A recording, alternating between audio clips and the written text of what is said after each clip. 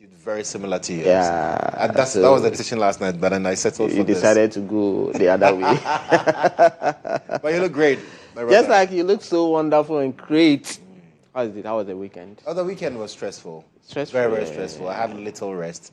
I always say that you might think that the weekend is a day that you were supposed to have some breather. Some of us, it doesn't happen like that. Absolutely. It depends on the profession that you decide to choose.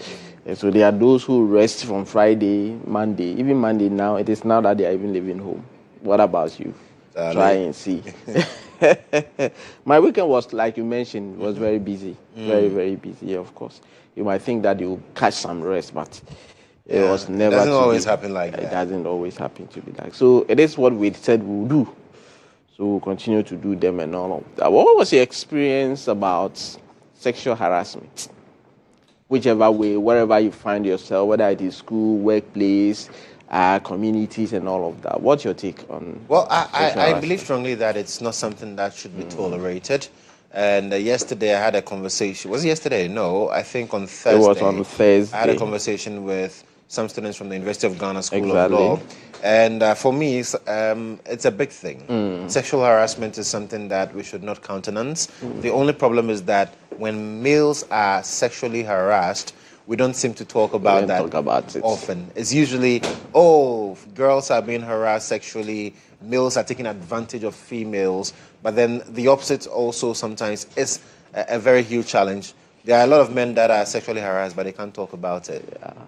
Are you complaining about it? I'm not complaining. I know what you're trying to do this morning. It was a valid point that you have raised. Yeah. When you look at the laws, the Ghanaian laws, actually, it favors the other gender more than the other one. Yeah. So it is only a male who can be accused of rape. Yeah. The woman cannot be accused of rape because there should be a penetration and all of that. But they will tell you that the woman cannot penetrate. But I tell you what, for rape to happen, it happened in both ways. But the law only recognizes the one from you and I, and the one from the other, the law forgets about it. So like you mentioned, this was the program that you had the opportunity to engage the students of the University of Ghana Law School, the Human Rights class 2025-2026, and they are embarking on the project. And the essence of that exercise is to create an awareness, to raise that particular point about sexual harassment among students, among university students, and all of that. So some people go to school, some way, somehow, they face this particular sexual harassment phenomenon. But some people cannot talk about it. Some people cannot raise it. Some people cannot. They keep it within themselves, and then it affects them at the end. So this particular exercise is to empower them and say, look, at any given point in time, when you face such a moment, we are creating the channel, we are creating the platform for you to voice it out, for you to make it public, for us to know that something is happening, for the student to be able to make it known, for solutions to be provided. So this is more of an empowerment project.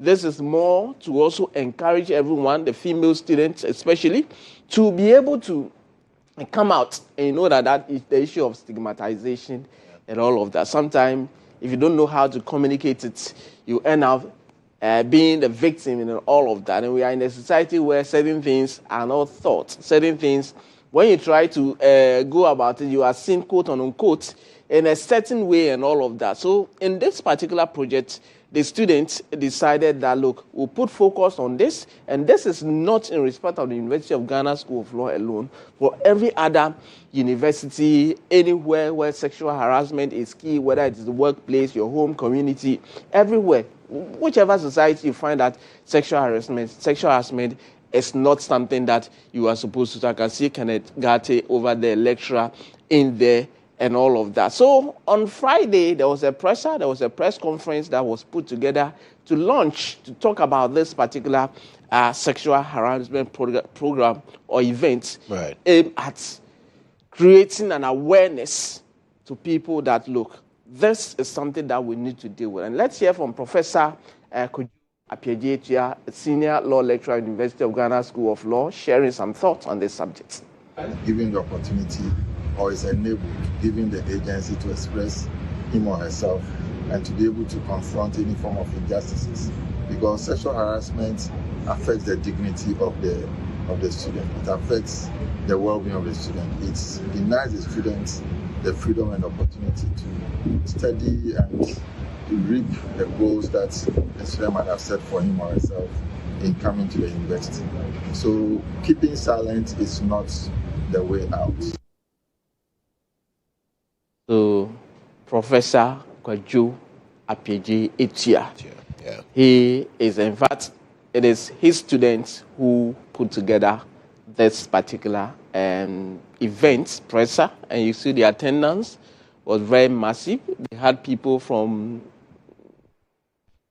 experts who came in to share the moment, to share expertise, what they can do, what they cannot do, and things that they are supposed to be watchful about and all of that, right. Counselors and all of that. And of course, when I mentioned about counseling, the psychologist and counseling of the University of Ghana School of Law who was there, GHOne Pencil, also shared some moments. Report to someone, even if it is your friend, report to them that this was happening. And if you were raped, I think that you should go to the hospital.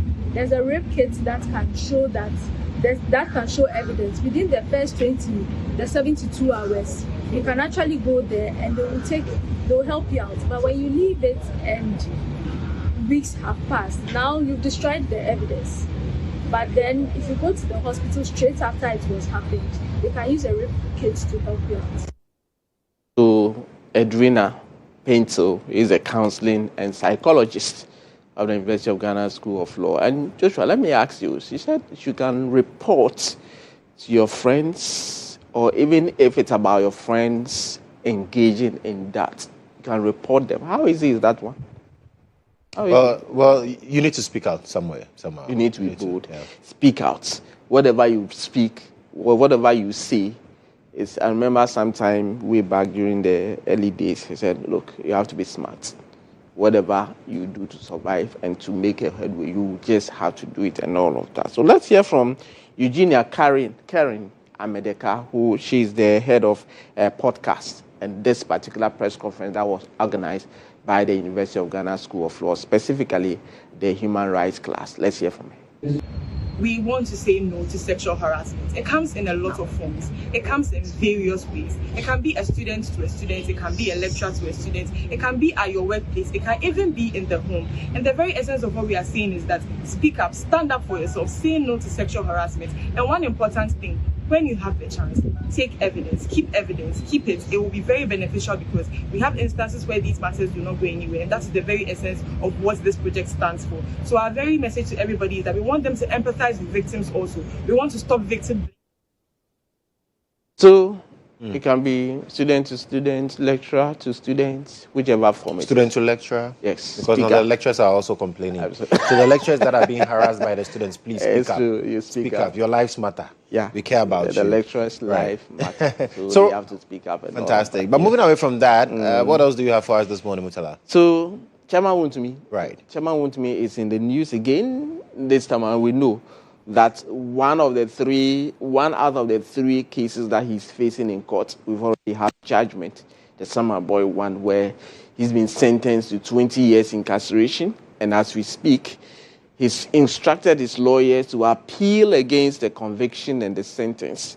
And on top of that, last week, Thursday, he asked his lawyers to file an application for bail pending appeal, essentially saying that, look, if I look at the appeal that I have filed, the chances or the likelihood of success is very high. I have exceptional grounds to succeed on appeal. I'll be successful on appeal. And so if, as it stands, he doesn't know when the appeal will be dealt with. Yeah. And I can tell you, appeal can take years to be dealt with because the processes, the trial proceedings will have to be put together, transferred to the Court of Appeal before it could be dealt. It is not the Court of Appeal that you are going to now start arguing your case out and all of that. All that the Court of Appeal is doing or will do in your appeal is look at re-argue, re-evaluate all that took place at the trial court, and then find out whether the trial judge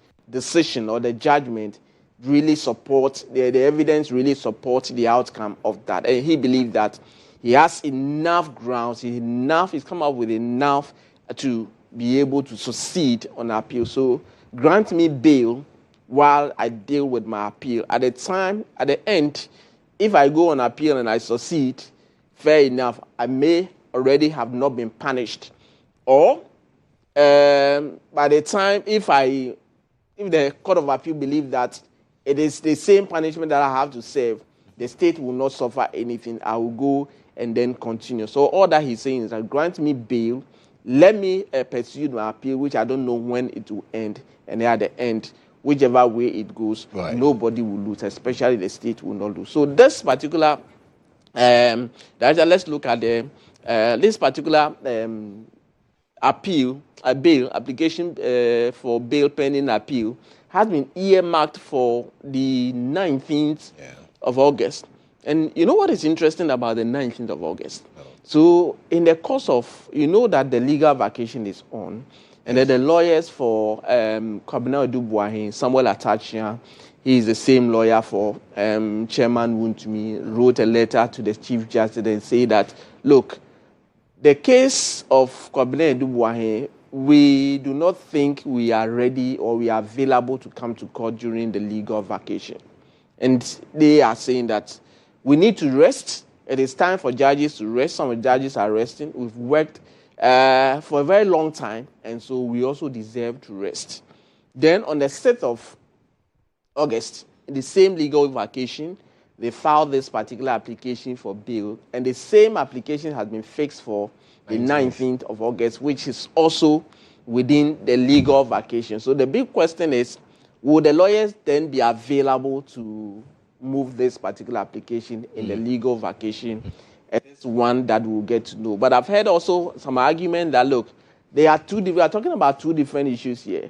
The Kwabena Odubuahin one is substantive trial. The trial is to progress. This is just an interlocutory matter that they are going to go and move. But when you read the letter from Samuel Atachia and co., they did not state clearly that they are available for interlocutory matters and not available for substantive matters. What they said was that they are not available during the legal vacation because they have to also rest. They've done a very good, some tedious work over the course of the legal year, and it's time for them to recuperate or energize themselves and come back in a term time. And that's a word that Samuel Atachia, and one thing that I've been learning from them in respect of legal words, legalese, and all of that. So this case on the 19th of August will come, and we'll see how it will pan up in court in relation to Chairman GHOne's appeal and then the request for bail. Interesting. And one other case that has got a lot of people asking questions and talking so much has to do with the sentencing, or no, not the sentencing. Conviction. The conviction, rather, of the former TOR MD. Yes. In the United States of America. Yes. So sometime last week, on the 6th, that was Thursday, then we got that news from the United States that the former TOR MD, Director Let's Move, has been convicted. And you mentioned a point. In court, once you are convicted, what it means is that now you'll be punished. It is certain that you have committed an offense, and now you are going to be punished. So now you should know that where you sit, there's a punishment awaiting for you. It is not whether we should punish you or not. There's a punishment for you. You have offended the law, and then there's a punishment for you. So once the news came out, he's been convicted and all of that, then for quote-unquote some bribery issues and all of that. Then people were asking conspiracy. Who did he bribe and all of that? So people started pointing names and all of that. So it has to do with the power sector, everything, some Chinese companies and all of that. Then the Deputy Attorney General posted on X, on his social media account, and said the Honorable Attorney General is working with his United States counterpart to bring to book persons who are implicated in the bribery scheme related to the 2014-2017 power plant development contract between a Turkish Energy. I mentioned Chinese. It is rather a Aksa. Turkish energy company and the government.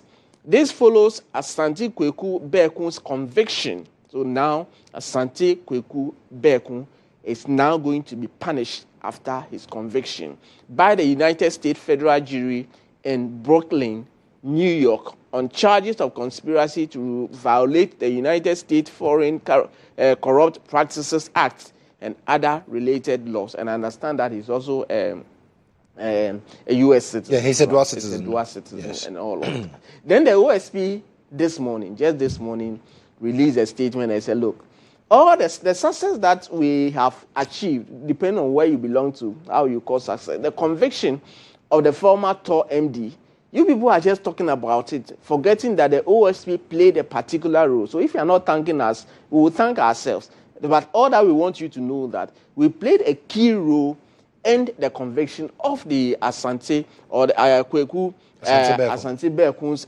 conviction. So the OSP this morning released a statement. Let me go through with you quickly and all of that. It said a conviction of Asante. It's a thank you. It's a thank you message. It's a thank you message. They are thanking themselves. So let's let me give you the very last, yes. the second paragraph of what the OSP had been saying. Conviction of Asante Kweku Bekun International Corporation in action. So the OSP has stated, among other things, that the Office of the Special Prosecutor provided investigation and evidentiary assistance to the Federal Bureau of Investigation, that's FBI, of the United States through Ghana's established mutual legal assistance framework. The involvement of the OSP has been acknowledged by the United States Department of Justice as providing significant assistance to the prosecution. Bekun faces a maximum of 30 years in prison. The sentence will be handed down on the 10th of November 2026. This case highlights the effectiveness of the international cooperation in combating cross-border corruption crimes. The cooperation between the FBI and the OSP on this case occurred behind the scenes. So this is where the OSP is saying that you guys don't know what was happening. When you were sleeping, we were working. And so when there's a success, you need to acknowledge that if you are not doing that, then I will come up publicly and say that we played a very key role. And the role that we played, that it is of public outcome of a successful prosecution, is a testament to the importance of mutual legal assistance, all of that. So this one was issued by the OSP on the 10th of August 2026, saying that, look, we played a key role. But the question is, we were expecting to see in this particular statement, that is for me, I'm expecting to see names of those. Well, I think it's for a reason that the U.S. court itself did not provide names. But now the OSP is saying that they provided evidentiary support. So they know the names. Okay. We are Ghana, we are demanding for the names. Well, we'll be waiting for that. We'll be waiting for that. Thank you so much. Thank you, Joshua. For bringing us up to speed with the latest in the legal kingdom, I should say. That's it for court today. We'll be right back. Our guests are ready. We'll be getting into the conversations.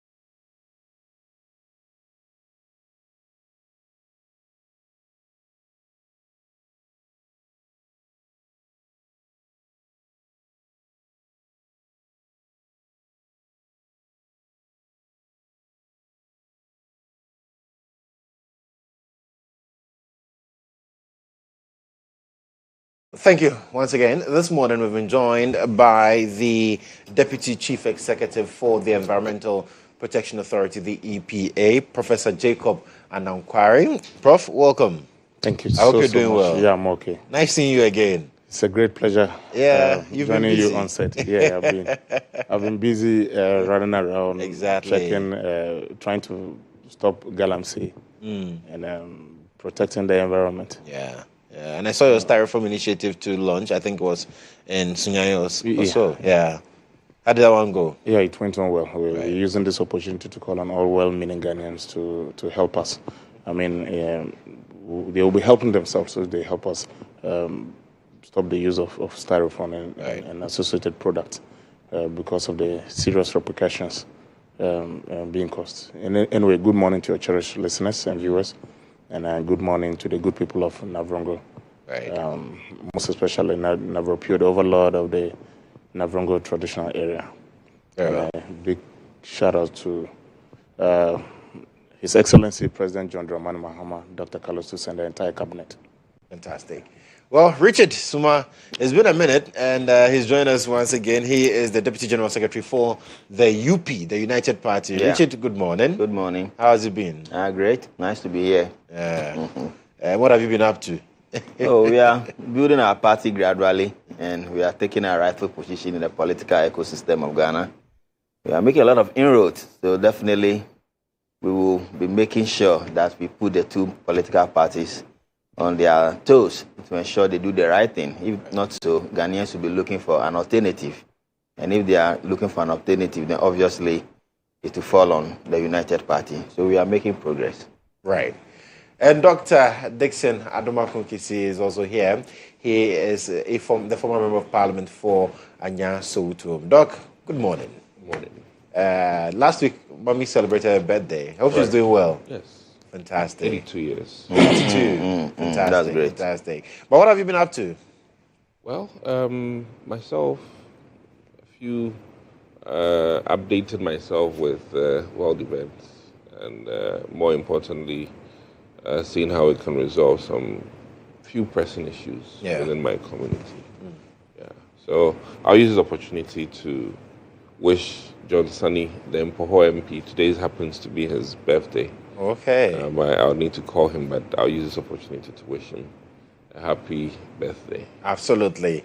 I think you should be a happy man this morning, because one of the things you've consistently asked the president to do is to get a substantive minister for defense. You've asked John Mahama, the president, why it's taking him so long to fill that spot. Now he's filled the spot. What do you make about the choice of Gilbert Kenneth Ajay to fill the spot of defense minister, and the other appointments as well?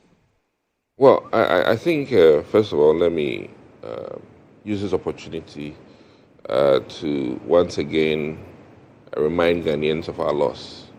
The Omani Boamas, the Mutalas, I mean, these are, though in a different political party, these were friends and brothers of all of us. And their loss has even impacted some of us, our lives. Yeah. I felt that it was too soon. And I felt that both losses, especially because of their ministerial capacity, was a huge loss to the state. Because once you spend time to nominate, go through vetting, all of this hassle, and to occupy the position, and naturally, it'll take you about 6 months to really grasp your institution and start making inroads, and we lost them quite early.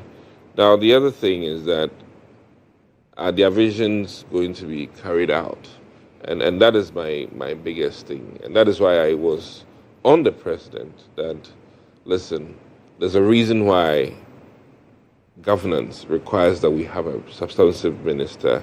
There's a reason why governance requires that we have a substantive environment minister. Granted, it has come, finally. My biggest thing is that a year on, quite frankly, and this is not being political, and I'd hope our EPA person would attest to it, that the reason why they lost their life in the fight for, let me say, not stop Galamsey, but end Galamsey, hasn't had that traction that I would have hoped to see, in the sense that we're here and many of our water bodies, to borrow from Duncan Williams, needs healing, and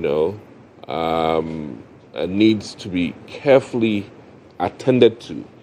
Our reclamation efforts are very slow or even non-existent. And our investment into making mining big scale so that these quote-unquote hoodlums are rather employed, gainfully employed, so that appropriate technology is used to mine in this country. That is not seen day and night for me. And that is my worry in all of this.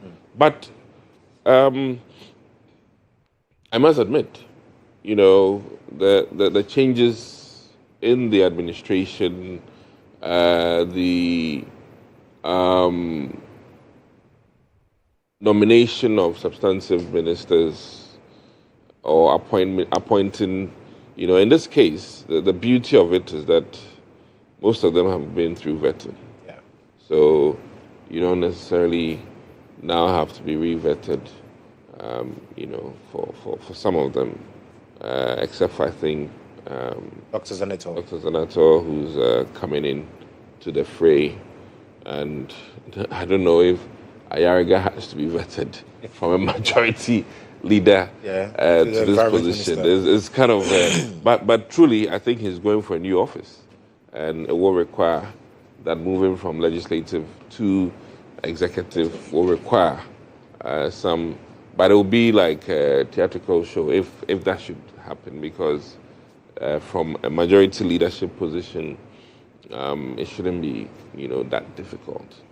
So I think it's refreshing for all of Ghanaians to have this done, long and awaited for. But it also begs that key question: efficiency in government over delays in government. And when a president is kaput overnight, we put in a substantive person. 1 year has been too long. That is my hesitation or reservation. 1 year has been too long. Well, there are some who said that also because of the relationship the president had with the ministers, he needed 1 year to mourn and know that he was putting in place the right people. I think when it comes to government efficiency, that will be very unacceptable. Okay. Especially when we have wars around the world. This is a time where, quote-unquote, armies are in discussions, and for crying out loud, there are some Ghanaians, who have been weaponized in either Ukraine or Russia, fighting this war. And what is Ghana's army doing about it? Who knows? I mean, many other things are happening even within our region. Our bordering nations, coup d'etats, and things like that. So I think that he needed to have appointed much, much earlier, maximum 90 days.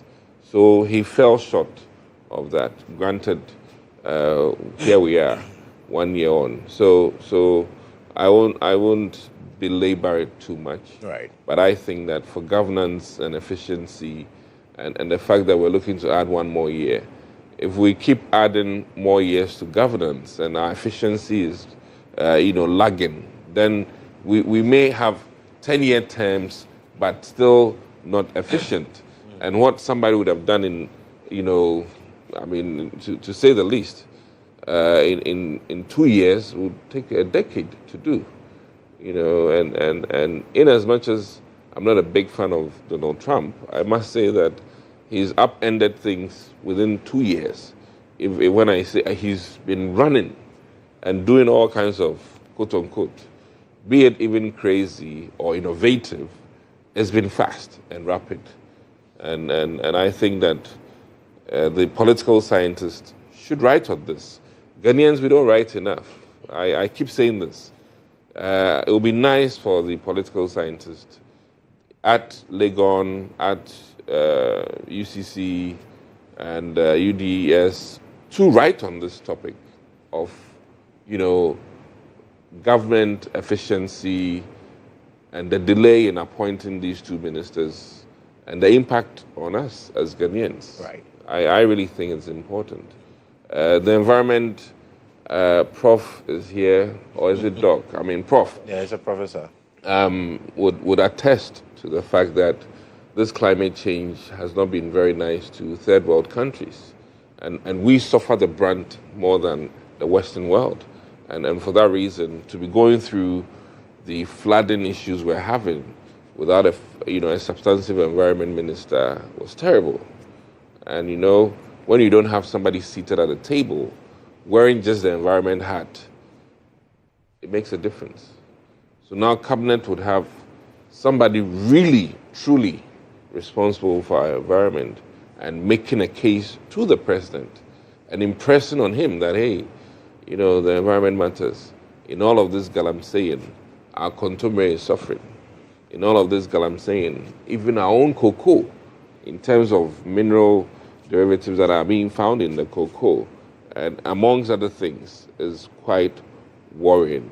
And the linkage to renal failure or kidney failure, for that matter, the linkage to cancer-causing, things, these are all very glaring in our face.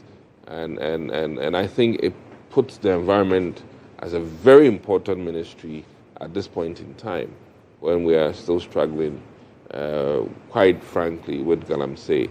And as he put it, they are trying to fight it, but really, it will take more than just trying. We need serious investment in educating the people to begin with about the damages to the environment, the extent to which it affects us as human beings, and the fact that we really need to reorient ourselves with this quote-unquote fight against galamsey.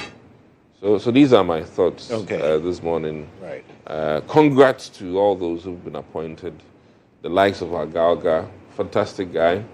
Congrats to all of them. And, finally, Senator Rollins has also arrived. I don't think it's necessarily, out of any issues for the delay in her arrival, but it has been long awaited to see her also get something. All right. Yeah. So these are my okay. thoughts. Let me pick the thoughts of Richard on the ministerial reshuffle and the fact that now we do have substantive ministers for defense and the environment. Well, first of all, let me use your noble platform to extend good morning to yourself, to all Ghanaians, and to my senior colleagues. I'm sharing this platform with them this morning. Well, it is often said that it is better late than never. And I always also maintain that position Doc held, that yes, it could have been faster if we are talking about various sensitive positions, like especially that of the Ministry of Defense and especially that of the Ministry of Environment as well. Because you and I can attest to the fact that we have been battling many more environmental issues. And in as much as we know that EPA is there, other agencies under the Ministry of Environment, they are there working, it also needs a very substantive minister that can fully coordinate and work hand in hand with all the agencies under them. Yes, it may have an acting minister of environment. That doesn't make him have all the powers he requires. Because if you have someone acting, that's why the English word is the acting. It's not substantive. So once you are acting, you still have various limitations. Yeah. So in as much as there were some level of limitations, we believe we've been able to sail through the storm. Others have been able to hold the fort. Others have been able to do what they can, but many still expected this should have come earlier. Now, we from the United Party, we still believe that many more has to go and many more has to be brought in, because we still believe that this is not a reshuffle in this right sense, because it is just a drop in the ocean. Because if we just want more people reshuffle? Yes, of course. We needed more radical changes in government. Like Because, what? like, for instance, we are not seeing much of Agric, Ministry of Agric. We are not really seeing the work the Ministry of Agric is doing. Besides launching the Feed Ghana initiative and this Nkukon Kitinkiti project, we have not really seen the project they told us they wanted to embark on. Those huge, like the palm plantation project, they talk about several other, what do we call it, high-earning projects that they wanted to embark on in the area of agriculture that can revolutionize agriculture. They spoke about the farm service centers and all these things. They spoke about bringing in more tractors and disbursing it to all the constituencies and making sure that all the farmer service centers are fully operational, they are functioning. Even if you look at the Ghanaian economy today, if you look at what the Bank of Ghana put out, those who are even getting the loans that government is saying that a lot of loans are being disbursed, you look at it, you realize that it's those mainly from the mining and quarrying sector, those who are in the construction sector, those who are in the services, they are the ones getting the chunk of the loans. If you look at the data put out there, it's surprising that there's nothing to suggest that those within the agriculture ecosystem, at least 30% of government funding or bank loans have been disbursed to them. So what really is happening to those within the agriculture ecosystem? So we were expecting more to happen in that sector. Especially so, we were also looking at the housing, Ministry of Housing itself. Because you realize that, look, what happened to Saglemi? It's a state project. As we speak today, what is the state of Saglemi housing? Government is still talking about building more housing projects. But if we have had several projects that have been abandoned in the bush, have taken over by rats and snakes, why then do you tell me you want to build more? When the ones you have built already, you can't really even put them into operation. So we're expecting that the Ministry of Works and Housing, there should be some more level of radicalism taking place there. Because a lot of citizens cannot even afford to rent. Citizens cannot build. Citizens cannot do anything. There is no deliberate state program to ensure we really have affordable housing. So we were expecting that this area too needed a bit more radicalism in that space. But nevertheless, government knows what is right for them, and we cannot decide for them. But as observers, we would have wished that we look more into this other... But in terms of housing, you know that the minister has been moved, the minister that was there has now been moved to defense, and so Ahmed Ibrahim is taking over. But you see, what I'm trying to say is that that minister is just moved from one place to another. What really has he done when he was the Minister of Housing, for which reason they have just shifted him to another ministry? What really has he done? The 1 year or so for that he has held that position, what has he been able to achieve? What can he beat his chest to say for 1.5 years as the housing minister, I've been able to achieve A, I've been able to achieve B, for which reason we believe that when they move you to another ministry, you can go and perform there. Well, I'm sure the president has his reasons, right? That is why I say the boss law with the president. Everything is with the president. The boss starts with him. He can decide to dismiss him. He can decide to reassign him. He can decide to do anything he wants to do. But we, the citizens, we are asking a question. What has been his achievement when he was at the Ministry of Housing, for which reason you are assigning him a new ministry? Right. I think he's the one who is being given what? Defense ministry now. Yes, and the local government minister has now taken over. You understand? So we wanted to see more of these questions being answered than just doing the usual realigning and reassignment. But like I said, it's in order. And I also want to congratulate Dr. Zaneto for her in particular. Many Ghanaians had expected her to be put into government for several months now. Since the government took over, we don't understand why till today it has to take them for over 1.5 years for them to give that particular MP something to do. But we want to congratulate her, and for the likes of me, I'm sincerely happy for her because I believe in what she can bring on the table. Okay. I believe in her discipline. I believe in her tenacity. I believe in her discipline and so many things that she can bring on the table. And the likes of her going into that ministry, I'm sure she can collaborate effectively with Prof. and Co. for them to see how they can build that synergy that will work within the Ministry of Environment, Science and Technology and that of the agency EPA. But then again, another challenge we face as a country is that we talk about technology, we talk about science, we talk about all these things, but it's just the lip service. Always the lip service. Because as we speak today, I don't know how many Ghanaians can beat their chest and say that government policies, government programs, and other things have really helped them to bring all their prototype inventions and all these things into proper use. Many science students have developed various things, prototypes of various things. But what is government funding? What is government allocation to all these sectors? So that when I have a prototype of anything, I should be able to pitch it to government, for government to be able to fund me. Now, go to CSIR. CSR has done several researches. They've done several things that just need government funding. But where is the real government funding to support innovation and creativity? This is what civilized jurisdictions do. There might be a deliberate funding available to encourage innovation and creativity, but we are not seeing much of this thing. Right. But in a nutshell, we don't expect too much. It is just the same dilly-dally we are doing around all our efforts in terms of even the fight against galamsey.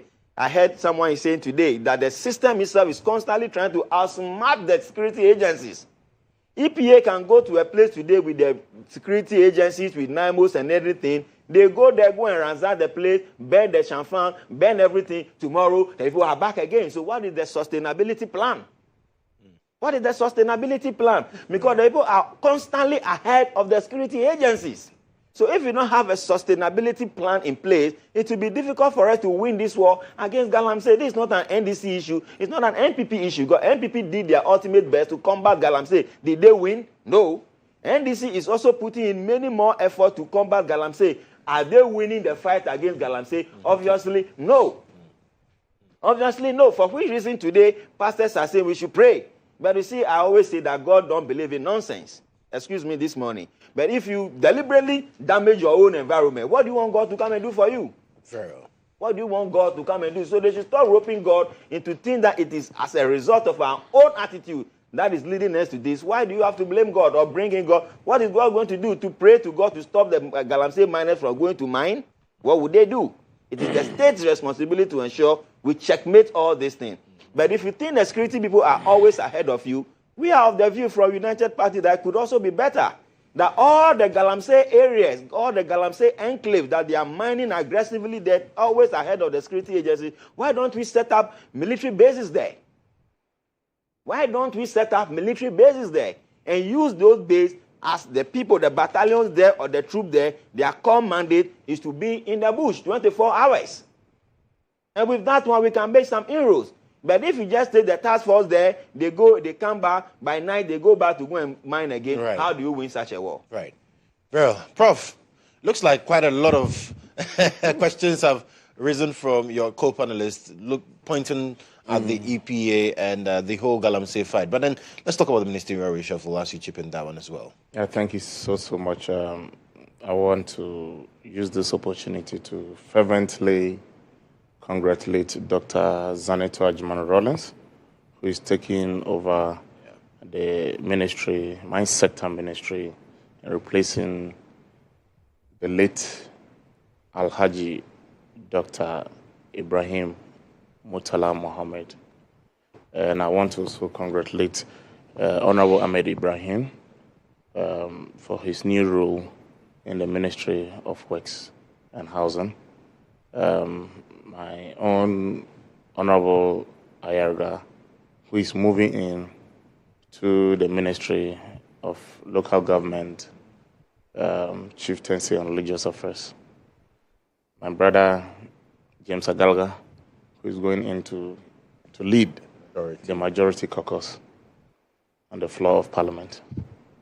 And then to my own brother, Honorable Kenneth Gilbert Eje, who is moving in to strengthen the defense of this country.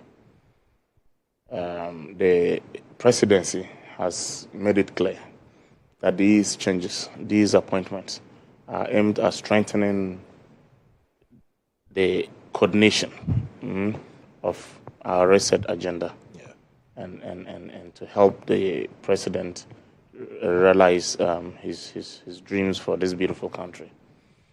I don't understand some of the questions from people concerning the 1 year.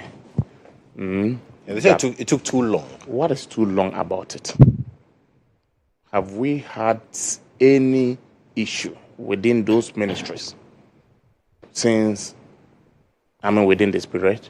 No. You have a deputy defense minister who is working assiduously, and you are still complaining? What are these complaints for? Sometimes you need to put a human face on certain decisions. Look, if you look at, that is what you said earlier, if you look at the relationship, His Excellency, the Messiah of our time, President John Dramani Mahama, has with Dr. Omani Boama, Dr. Murtala, and the rest, you understand why he had to wait for a whole year. In fact, I'm tempted to ask for a minute silence for these precious souls.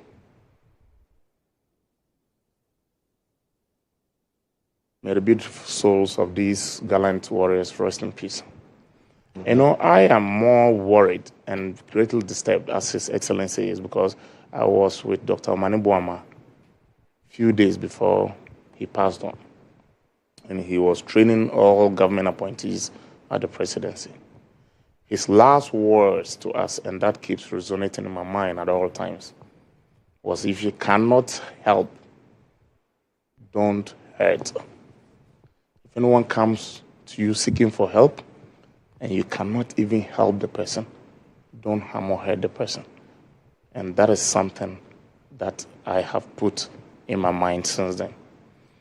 And a day before that same incident, I was with the sector minister, Dr. Ibrahim. We've been farmers together. I share boundaries with him. And since the incident happened, I think I have not gone to farm, because I feel sad going to the farm in Yagaba Kuborisu to see that Honorable Murtala Mohammed is no longer around. And my next other neighbor is Paul Afoko, Honorable Paul Afoko. Yeah. And we all understand the toughness and intellect of this young man, Murtala Mohammed. He had put, within that short period, he had put in strategies to protect the integrity of the environment of this beautiful country. He had liaised up with all CEOs from the various authorities and agencies within his ministry. Look at the wonderful works Professor Nana Brown Kluche is doing at the Environmental Protection Authority. Do you necessarily need a substantive minister to be on her neck to tell her to do what to do? What kind of excuses are they giving? Look at the wonderful work. Just check throughout the history of the EPA. Have you, for with all due respect to our predecessors, have you ever witnessed the kind of conscious efforts put in protecting the environment of this country as you are seeing and witnessing now? No. We have had the opportunity. Look, we are constantly in the field. And I remember, and if they are aware, which I'm sure they are, last year we were in the field when we got attacked by Galamseys in the Ashanti region with weapons. And in the course of absconding and running for our lives, we got involved in a terrible accident. Yeah. And some journalists had to be admitted at the Konfonoche Teaching Hospital.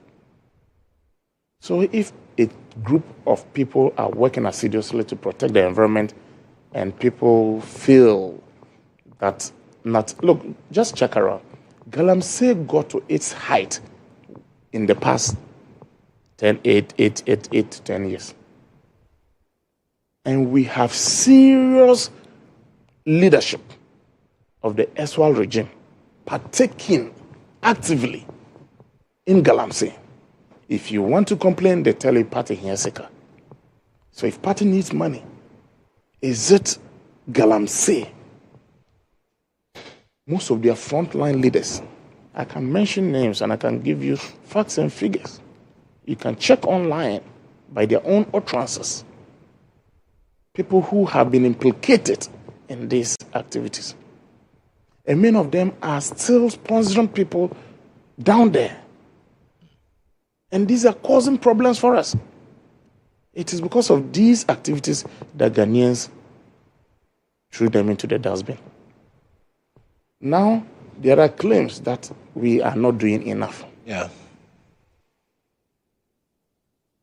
if you go down to the grassroots, before we came into office, 9 forest reserves in Ghana were a no-go area for any government official, including the EPA and the security services. If you go, you either get maimed or killed.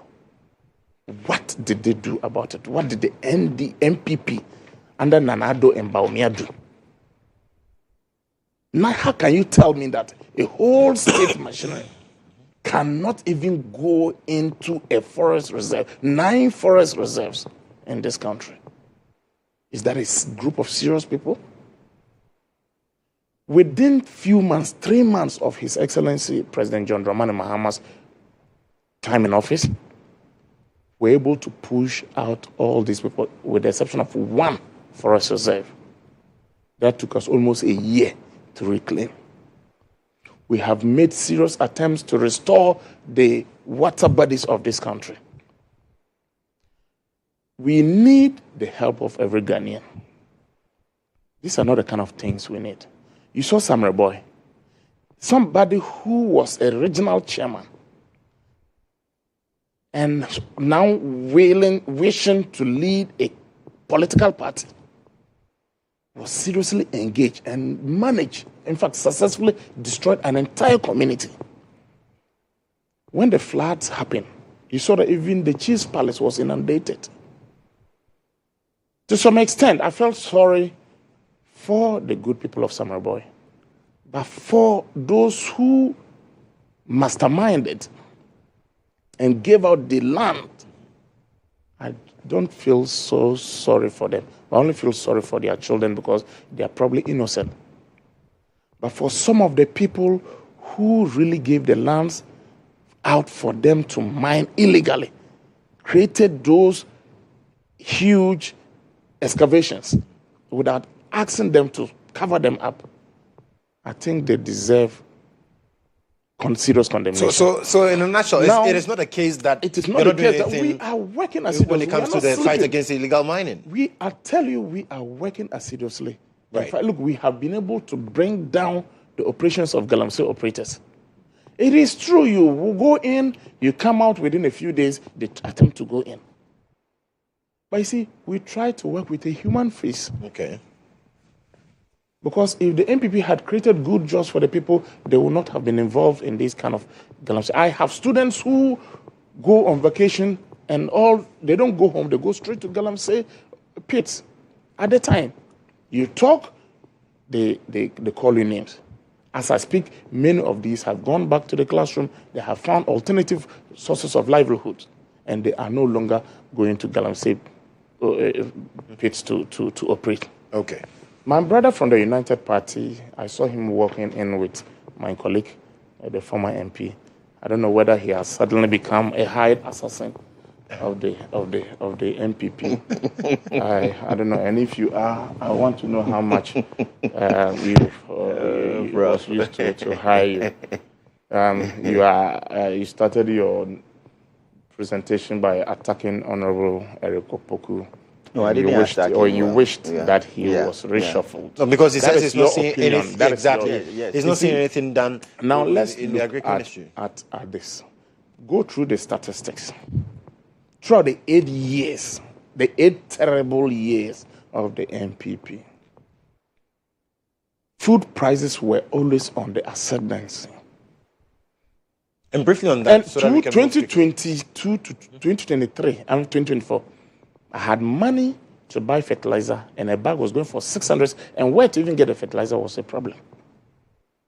And you had calls, I can mention names here, MPP ministers and government appointees who were hoarding fertilizer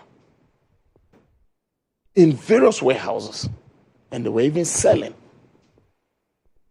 And yet, those of us who needed the fertilizer to farm for the good people of this country were not getting it. Yeah. This man has come, Honorable Eric Opoku, and for the first time in the history of Ghana, I stand to be corrected.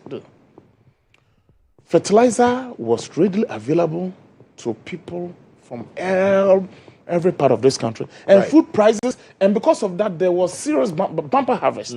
That there was so much food in this country that food prices have dropped at all times low. Okay. Such that farmers are now beginning to even question why they went it. And and it's understandable. So if this minister was that alone, food security is a number one factor in security issues. And this man has been able to ensure that enough food is available at all times and is readily affordable. Right. And yet you complain? Now you're talking about Sagleme and whatever. Briefly, Prof, because we need to... in fact, I just want you to understand that the less service that is being paid to science and technology is something that I have constantly been complaining about. But His Excellency President John Dramani Mahama is doing a lot to ensure that science and technology becomes the bedrock of the economy. Right. And I tell you that the media space, journalists and the media houses should devote some time in pursuing science and technology agenda and reduce the time you give to politicians to come and sit on live TV and spew all manner of untruths and other things. So I think we should begin to do this. In view of that, I'm reducing the time for this conversation and taking a breather. We'll be right back. My guests are seated. This is the breakfast review of the show GA Today here on GHOne Television. Kindly stay with us.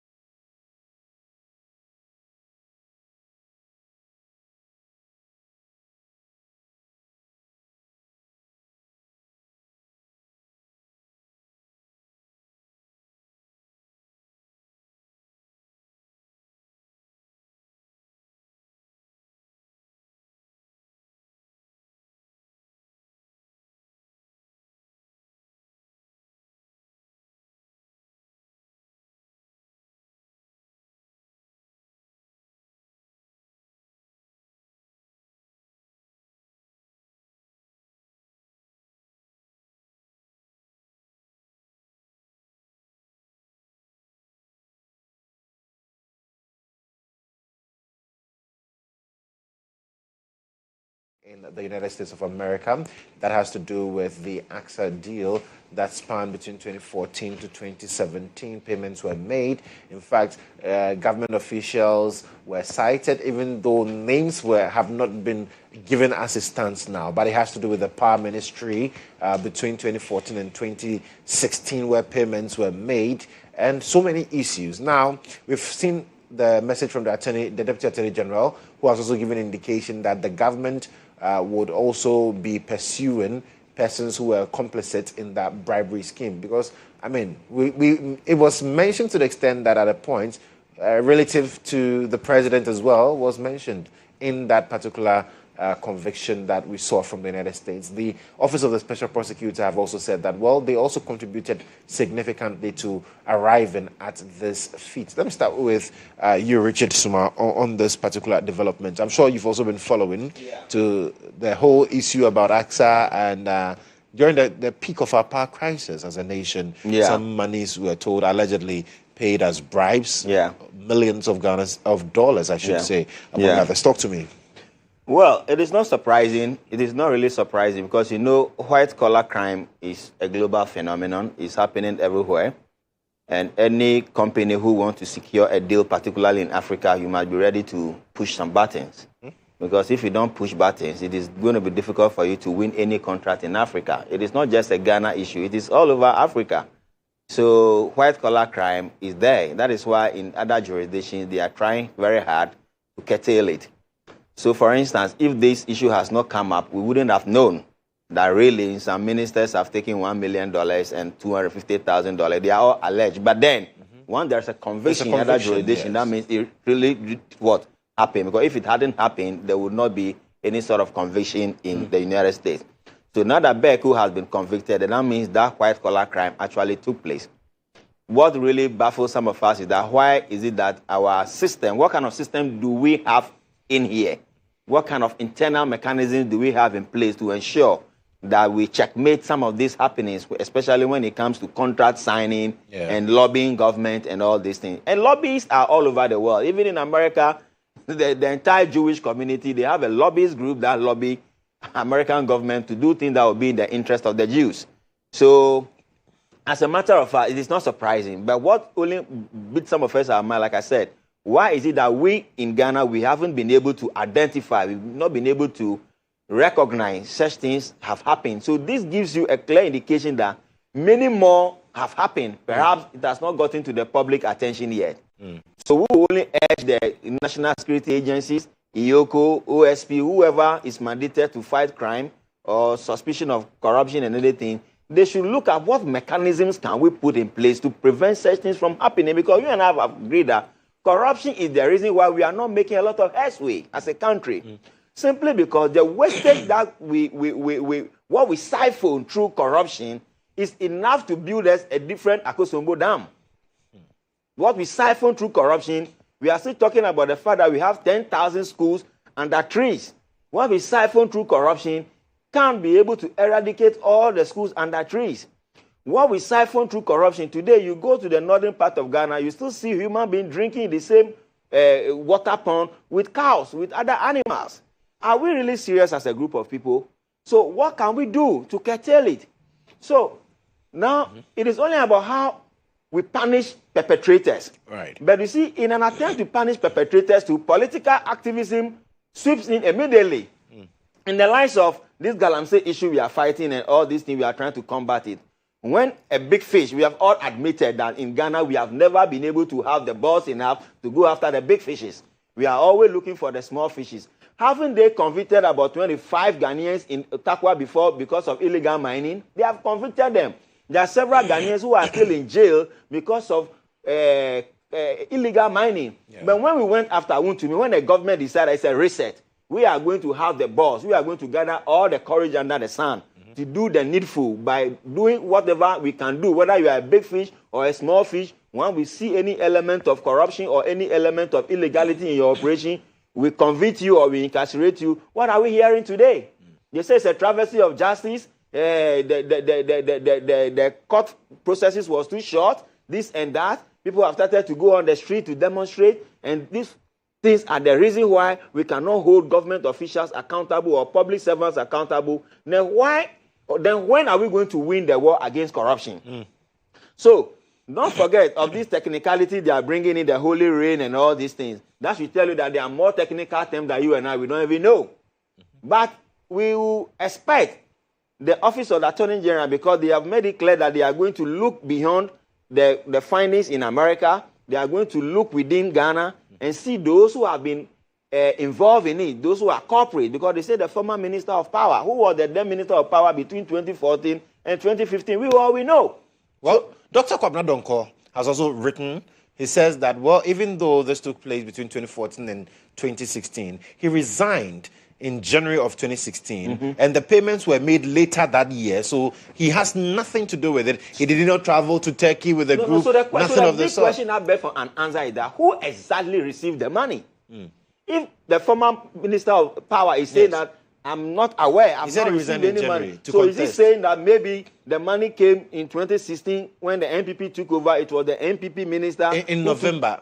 In November 2016, because remember, elections were held in December 2016. Of course. So the MP formed the government after 2016. But he says the amounts were paid in 2016. So there was a minister for power.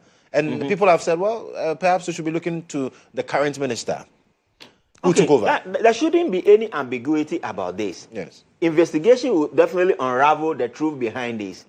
We are only expecting that it shouldn't be swept under the carpet over a period of months. Because in Ghana, many cases start, but because of political underlining and political expediencies and all those things. Like Ahmed Swale's issue, right?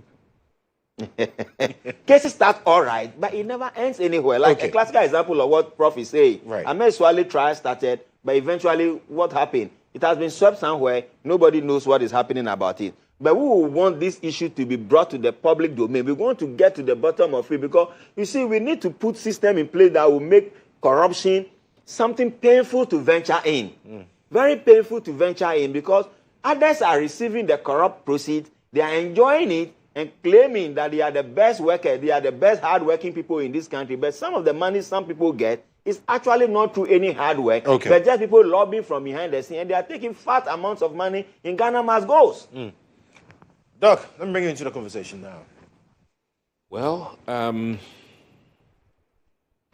think we had Airbus, and then it became a different thing.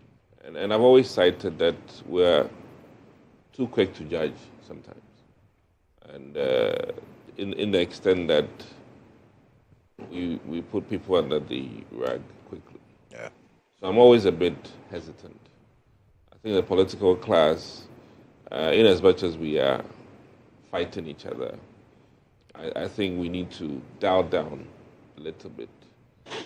I don't glamour over the fact that an individual in the past administration certainly or may have been involved in quote-unquote a shady deal.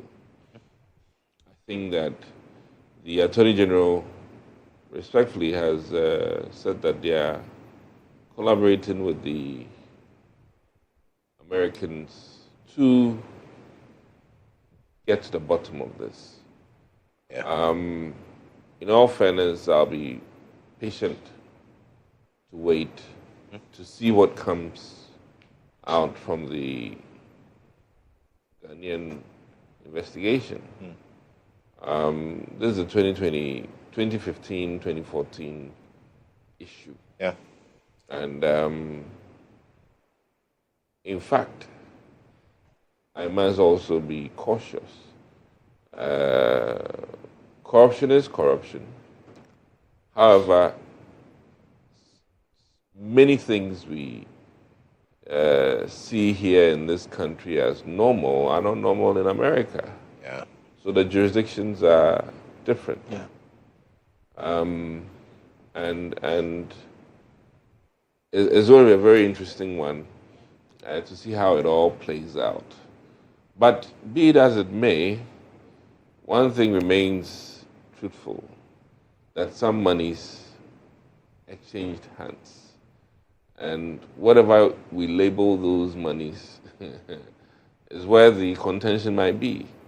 But those individuals who enjoyed the loot have to be brought to book. We've seen how Chinese handle these things, where government officials who milk the state are sent to prison or even to firing squad. This will be one of the tests for the John Dramani Mahama administration, how he handles his own. Right. And let me just borrow from the streets. The triggers and the young ones have been extradited for financial crimes. Now that some big men, quote unquote, have been brought to bear by the Americans, will they be extradited? And will they be handed similar release to the Americans for, as it is, conviction or trial? This begs the question: will there be fairness?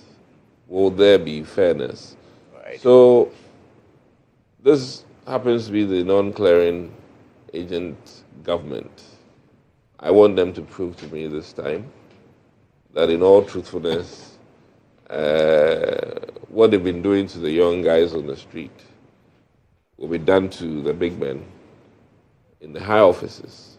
Now, in line with Galamsey, and forgive me,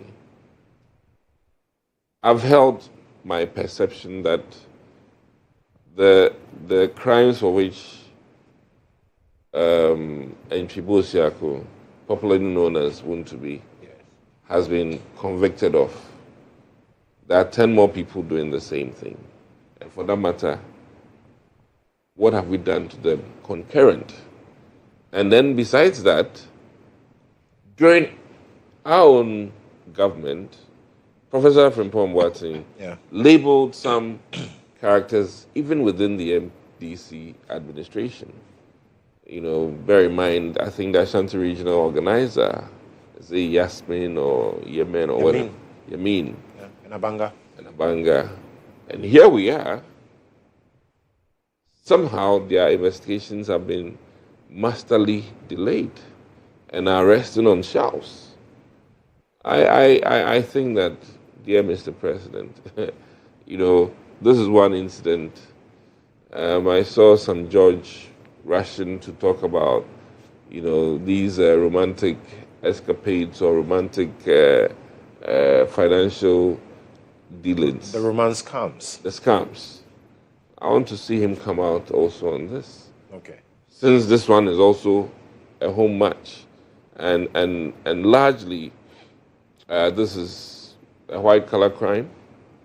This is also a gargantuan amount of money, $1 million. I mean, and that can put up. Yes, and another $250,000 for the senior advisor. Yeah.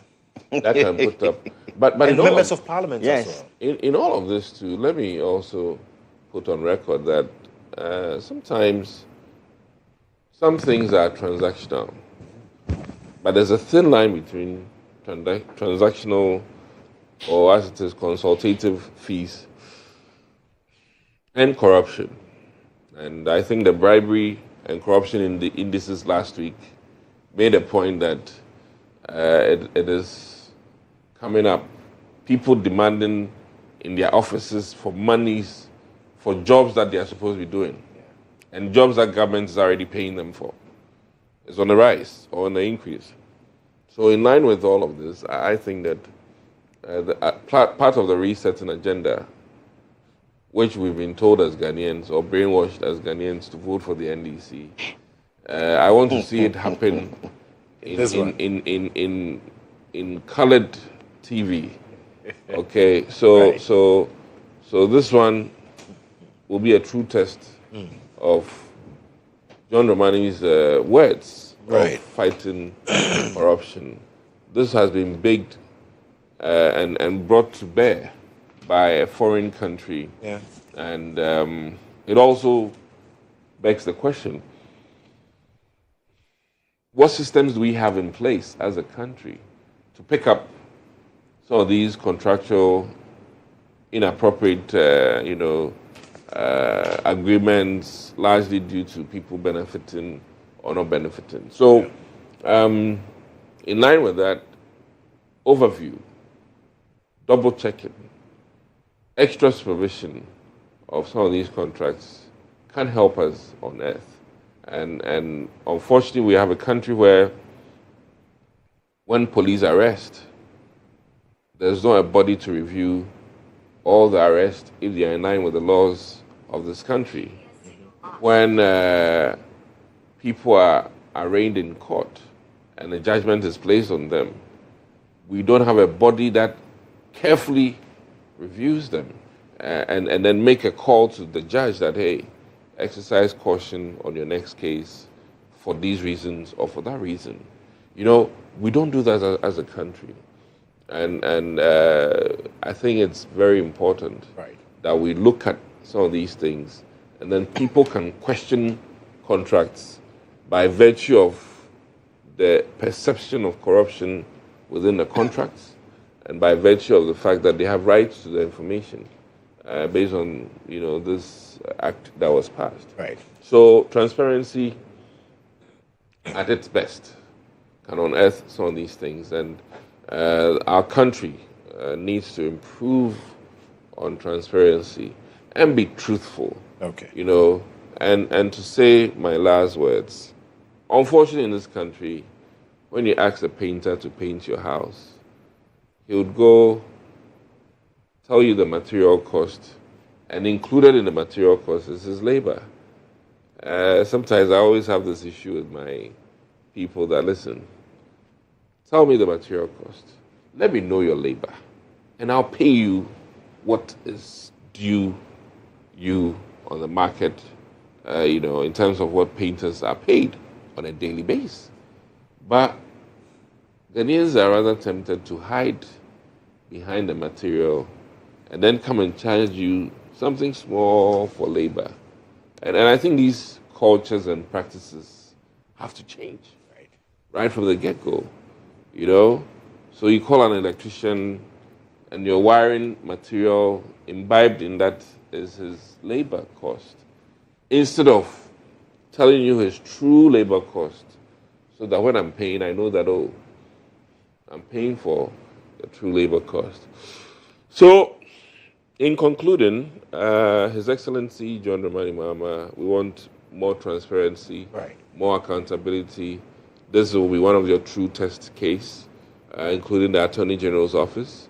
If they have arraigned the young boys who were involved in financial scams, we want to see this also end up in thoroughness. And those who are culpable or who should be accounting for this 1 million or 1.225, you know, since there's a 250 million in addition. That's quite a lot more. 1.2500. You know, we want to hear. We want to, you know, get to the bottom of this. And with the same venom they have for, quote unquote, the NPP apparatchiks, we want to see that same thing. You know, the Yokos, not to mention any particular name, we want to hear from them on this matter. And the timeline should be efficient, as proactive. As one person was saying that the Wontumi trial was expedited, we want to see expedition here too. You know, once it's a home match, we want to see expedition. Prof. Yeah, thank you to my brothers for their submissions. I mean, this is a matter that I think will come to finality in November this year. Yes. And I'm not usually in the habit of jumping in the gun or putting the... Well, the conviction has been secured. Is the sentencing that will be handed out in November? Yeah, so it's unfortunate because this is a 52-year-old man who has served Ghana and the United States of America all his life, who has a family to take care of, and who has most likely mentored a lot of people. And I'm sure a lot of people are still looking up to him. I don't know him, but I only feel sorry each time somebody is in trying to serve his country or her country gets caught in issues like this. And I'm sure if you ask him, he'll probably say he was doing that in the interest of the country, probably trying to secure a deal. We are all very much aware of multinationals going into underdealings. Yeah. Unfortunately, we are not able to get all these people. I feel sorry for him. And I'm also of the view, and that is why I usually tell people, crime has no expiry date. Crime has no expiry date. I want to pay glowing tribute to my big brother, Dr. Dominic Ayeni, the Attorney General and Minister for Justice, and Dr. Justice Mensah, such a brainy, the Deputy AG. Very brilliant guy with a super brilliant boss, working assiduously to make crime a no-go area for any reasonable person in this country. And you see, look, $1 million is sending somebody to jail for close to 30 years. Yeah. You cannot imagine the 18 million that somebody took to go into farming and ended up spending it on other things should do. See, we are not really making people pay the right price for crimes in this country. Now, we are seated here, less than 1 kilometer or 2 kilometers away from this very venue. We have the biggest crime scene on earth seated right beside us. The National Cathedral pit. That cost 97 million United States dollars. At a time when the dollar to cedi rate was $1 to 17 Ghana cedis. The excavation and administrative cost alone is 58 million United States dollars. Excavation and administrative cost of that shameful pit, the pit of hell, right here. And some people are still walking around as free men and women. And you have people who are supposed to work in the vineyard of the Lord and our personal Savior, Jesus Christ, saying all manner of things. You see, the hypocrisy in this country is something that is so nauseating. I've heard people who previously, this is my personal reflection, previously were so high on a particular particular regime. And then in another regime, they decided to watch animals. And now all of a sudden, they are jumping again to say some things about the crime scene. Now look at this. Look at the way my colleagues are so upset about the $1 million scandal, and yet are so glorifying of the $97 million pit. They are not talking about it. That is really concerning. I don't know what we're trying to tell our cherished viewers. I don't know what we are telling the younger generation. I don't know what we are telling your crew and the millions of people watching around this country. Prof, what's the argument there? The argument here is that what is good for the Jews is good for the Uganda. Let us rally together and call a spade, crime. I would have loved that my colleagues here will call for all the crimes that have been perpetrated against this country by individuals, regardless of their political colors, to face the music. I would have been glad if my brother will use his networks with the MPP to ask the former finance minister to just come and defend himself. But I think he will want that his family and children will grow up knowing that their father has committed no crime. But this is what is on the table today. So now, this is on the table, yes. But I'm only using this to tell us that the hypocrisy is just too much. The hypocrisy is too much. Somebody will do something small. I'm not calling this small, mind you. I'm only trying to understand. You made mention of a particular so-called scandal earlier, but failed to mention the biggest scandal of all times. And that is my concern. Because so at this juncture, my hope, my fervent prayer and hope is that all those who might have allowed this to happen be brought to book. Right. That is my opinion. Because that is my wish. The Office of the Attorney General has given that indication. And now, with the man or the two gentlemen at the helm of this, I can go to bed knowing very well that the perpetrators will be brought to book. Because that issue is yet, the court is yet to decide on it. I don't want to say much, but I'm sure Dr. Ayeni and Dr. Sremsai will bring all those who aided or who were involved in this particular issue to justice. But the people who don't believe this say that, well, it has to do with your own. And they said in the Tamaklo issue that you told, the NDC told people, go and read the judgment, the full judgment. But looks like with regards to this one, 29 pages, the NDC is not asking people to go and read the judgment any longer. So they don't have faith in you that you can be able to prosecute your own. No, that is not. I have not read the judgment, and so I will not sit here and say anything about the judgment. And it is appropriate that everybody gets the opportunity to read the judgment. And until that is done, you will not have much to really say. But the good news is that the Attorney General is committed to investigating this. And as usual, he's collaborating with his partners in the state. Right. So let's pray that God continuously gives him the strength and the wisdom to and good life to be able to execute. But Doc, are you confident that can happen? Well, prosecuting their own. Are you confident? That is why I said in confidence that, listen, one, I must admit the jurisdictions are different. Yes. And these are the things I said earlier.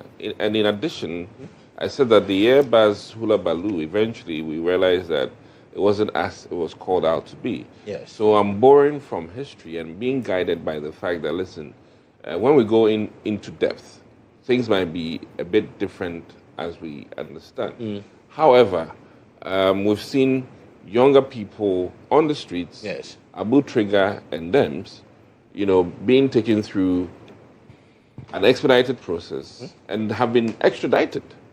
So my question was that, are we going to see this with these high-profile officials? But Prof says they are committed. And I also made a claim here that the likes of the NDC organizer in Ashanti region, whose investigation the Attorney General offices know, have been resting on the shelves, gathering dust. So, the contrast is quite, glaring for me. Right. And yes, he can talk about some crimes or apparent crimes within the MPP administration. I don't have a problem with that. Granted, Ghanaians dealt to MPP a blow because of our inactivity or inability to, as it is, prosecute some people. Now the mandate is within the NDC administration. And for that matter, Ghanaians are watching. Okay. We heard all of these things under the, program when we were campaigning. Now governance is in your hand. And I'm saying that, listen, I'll be patient. Okay. And it's a virtue. We'll be patient and we are watching. We are watching. And this one has been baked. This don't love brewed in African soil. This has been baked from the Americas and brought to you that, hey, one or two members of your administration, previous administration, and are still even working in this current administration, because I understand that one of them is heavily involved in either insurance or banking in this country under this administration. And for that matter, I would have expected a resignation right away. Okay. I would have expected some actions taken, because some financial crimes, and mind you, these are like very technical. Once you're an exchequer or involved in the financial industry, some things, even if they are perception, you have to be withdrawn. Okay. So that you don't get clearance and access to Bank of Ghana and other financial... Before I come back to Prof, let them pick Richard's thoughts, and then I'll give the final word, Prof. Yes, Richard. You see, sincerely, we have a country to build. And many a times I've maintained that it is difficult for any government, an incumbent government, to prosecute their own. Even in other jurisdictions, it is not merely seen. Because I've constantly asked, no matter how wicked the man is, you cannot squeeze your own boss with strong hands. So definitely, a government will not be able to prosecute many of their own. But when an opposition party takes over from you, they now want to look into your past and see what has happened before. Then we bring the issues to the front for citizens to know that in the erstwhile administration, this and this and this is what happened. They would attempt to do anything among themselves, but they wouldn't be able to do more. Let us admit it. The same thing NPP did when Wontumi was accused earlier on. The president had already, then President Akufo-Addo had already come publicly to say that the guy's company is not involved in anything. How then is it that when a new government comes into power, they can be able to find some elements of illegality in what he has been doing? So this tells you that if you are a government in power, you cannot do more. But it is the same rhetoric. When you go into opposition, you are quick to see all the things. But when you are in government, it is difficult for you to prosecute your own. NDC will do their ultimate best to do what they can do. But they may not be able to do more. And we need to be able to do more. Bear that in mind, simply put. Very well. Now, we have a few more minutes to wrap up the show this morning. Now, I'd like us to talk about the demonstration that took place on the 6th of August, the NPP. Prof, I don't know why you're smiling. That's Doc's favorite part of the show. Oh, my goodness. Oh, my goodness. Prof, you saw the demonstration. The NPP gathered the numbers. They presented petitions. They were not happy that Naya Janto alone came to receive the petition on behalf of the government and the presidency, among others. But then the message, they said, was loudly sent. My brother, there is no way I will spend 1 second of my time to watch that thing. Oh. I mean, why would I waste my precious time? It's a democratic time I will exercise. use to reset Ghana and watch some... I'm being cautious because His Excellency and Dr. Kalistus have constantly called me to be careful of my utterances on set, especially against opponents. But I was going ballistic. I almost did. Yeah. And that tells you the kind of gentleman these two personalities are. I mean, why will I waste my time? It's only somebody who does not have the use of his time who will go about watching these people. What do they have to offer? What have they say democracy is under threat under your administration. And do you believe so? Do you believe democracy is under threat? What was that? They were saying democracy is under threat. They save Ghana now, say no to state capture. Now let's take this one by one. Briefly. There are major concerns by one of the biggest, one of the people, I'm happy my brother said that they were not bold enough to investigate some of their people. And it's expected that we will do that. And as one of our core mandates, we said oral will take place, and it's taking place. One of the guys who is currently under serious investigation, is it Mira, what's the name? Yeah, that he was saying we are attempting to, undermine Ghana's democratic institutions. The fact that they have been able to march to the Jubilee House alone tells you that democracy is never under threat in this country. In the 8 years of their wicked regime, the Jubilee House was declared a security zone. Nana Addo's house was declared a security zone. He sacked every member of in his neighborhood and expanded the father's property. We were in this country when about 49 people who were demonstrating against Galamsey, The galamsey that the NDC is fighting, that His Excellency has sworn to fight and has asked us to fight, were arrested around the Jubilee House just because they were not happy that galamsey was being done. It was in this same country that MPs, I'm sure he was an MP at the time, who were demonstrating peacefully, were bathed with hot water and pepper. We were in this same country when Ahmed Swale was shown on TV. An undercover investigative journalist was shown on TV, and people were asked to attack him. Within a few days, the man was gunned down, and nobody has been convicted of this crime. And that very person is seeking to be president of this country. I mean, how? You think Ghanaians are so shallow-minded? Right. You see, we're in this very country when 8 people were sacrificed for Nanado and Bawumia to stay in power. What happened to the souls of these people? What happened? There was video evidence of the shooters.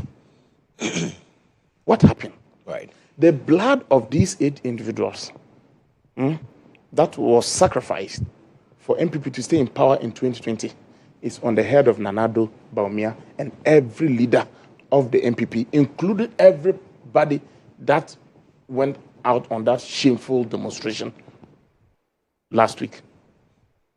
You see, what kind of human being will hit the street on a day that the whole country is mourning the demise of 8 gallant warriors of this country? Well, the argument is the that wing commander, Dr. the wing commander is my brother-in-law. Yes, Peter Nala. Wing Commander Peter Bafemi Anala married my younger sister. He was one of the best we had in this country. In fact, the last photo he took on earth was with me, and that was the day before the accident. At 9:52 a.m. on Tuesday, August 5th. And I was supposed to go on that trip. In fact, when he left, I went for a program and got food poisoning, and that is the only reason I was not there. And at the time the accident happened, I was undergoing a procedure at the University of Medical Center, where these same crooks said was non-existent. So you see, we have to be careful in this country. Right. The hypocrisy is just too much. Okay. I think we need to stop. Look, now, these 8 gallant people that the whole country was mourning, these people were so unconscious, so heartless, right, to hold a demonstration on a day that is supposed to be observed in memory of people who gave out their lives, right, to fight galamsey and to fight for the environment, the sustenance of the environment of this country. Okay. That should tell the kind of people we have. Very well. And that is why they will always be rejected. Okay. In fact, the blood of this same 8, again, is on every single member that went out on that day. Okay. And now let me tell you one thing. Prof, we are not those guys who went out, to be frank, I think Bawumia needs to set up. Those guys are his enemies. Those guys don't want Bawumia to come anywhere close to power. Okay. And that is why they did what they did. Read. Richard, and see, if I were Bawumia, I would read through the lines very well and know that it is a clandestine ploy to prevent him from ever coming close to power. Look at the kind of running mate they gave him. A running mate who was doing our campaign for us. Yeah, you have to be careful. Prof, let's Richard have his time. Look, this thing, I don't understand. Yes, Richard, please. You say, sincerely, briefly, NPP as a political party, they have every constitutional right to embark on demonstration. And it's also part of what we call political marketing, to let the country know that we are still alive and kicking. So what they did, it was just purely, from some of us have contest, it's just political marketing. Now, democracy cannot be under attack because I don't know the definition they are really using for democracy being under attack. Because look, democracy is in various facets. Now, what is their key position on this democracy under attack? Simply saying that some people are being arrested for making unguided and unbridled statements, and they are not supposed to be arrested. We should allow it to fester and develop more. That is their understanding of democracy being under attack. The democracy we knew that was under attack then is when maybe you are having a system where you are stifling the freedom of assembly, freedom of the express, freedom of... I still have freedom of speech. Yesterday, for instance, I was on a platform. I said government officials are receiving money in Ghana must go. I have made my statement. Are you with me? If they come and arrest me, then you can now say that maybe they are stifling freedom of speech. Because what I said was a statement. I have not insulted anybody. I have not gone after anybody's personality. Now, if you look at our laws very well, the Criminal Offences Act, you know that misdemeanor is part of what? Criminal offenses. Obstruction of public officer is a criminal. Using what do we call abusive languages against a public officer is a misdemeanor. Now, you cannot allow a society where everybody can say anything and go scot-free. Because if that is the society we want to build, then in our own home, we shouldn't even discipline your child when they go wrong. Because you are telling me you want to govern this country. So it's NPP in their heart of heart telling us that, assuming without admitting that tomorrow the table turns and they win. And they win power. And they win power. I can say anything. Any citizen can say anything and go scot-free. Are we not building a barbaric society? Are we not building an indisciplined society? Are we not building a society that everybody thinks that I can wake up from my bed and say all manner of nonsense and I should go scot-free? If that is what we want to say, then those who started the democracy before it got to attend, is that how they did it? Right. In fact, I'm even surprised. Look, what about Sal? We're in this country when a group of people were disenfranchised. People from Santrofi, Lobby, and Luko. No, let's be serious in this country. My 2 minutes. Yes. Be serious in this country. A few key things, and I must be heard. We are saying that the justice should not be colored, and there's nothing wrong with that. Right. And when we say justice might not be colored, you know, people said all kinds of things off the cuff at the Nadu Dankwa Akufo-Addo and Bawumia, and we're not arrested for this. So that is what we're talking about. And then let me add that it is quite interesting that people within even the NDC agree with us on that position. I heard Dafia Mapo yesterday. I've heard Haruna Idrisu. I've heard others who have said that, listen, even Alex Sebefia, who have said that, let's do it with the right processes or procedures, because the table can turn. No, of course. And let's do it so that when we are also on the other side, the laws of the country will protect us.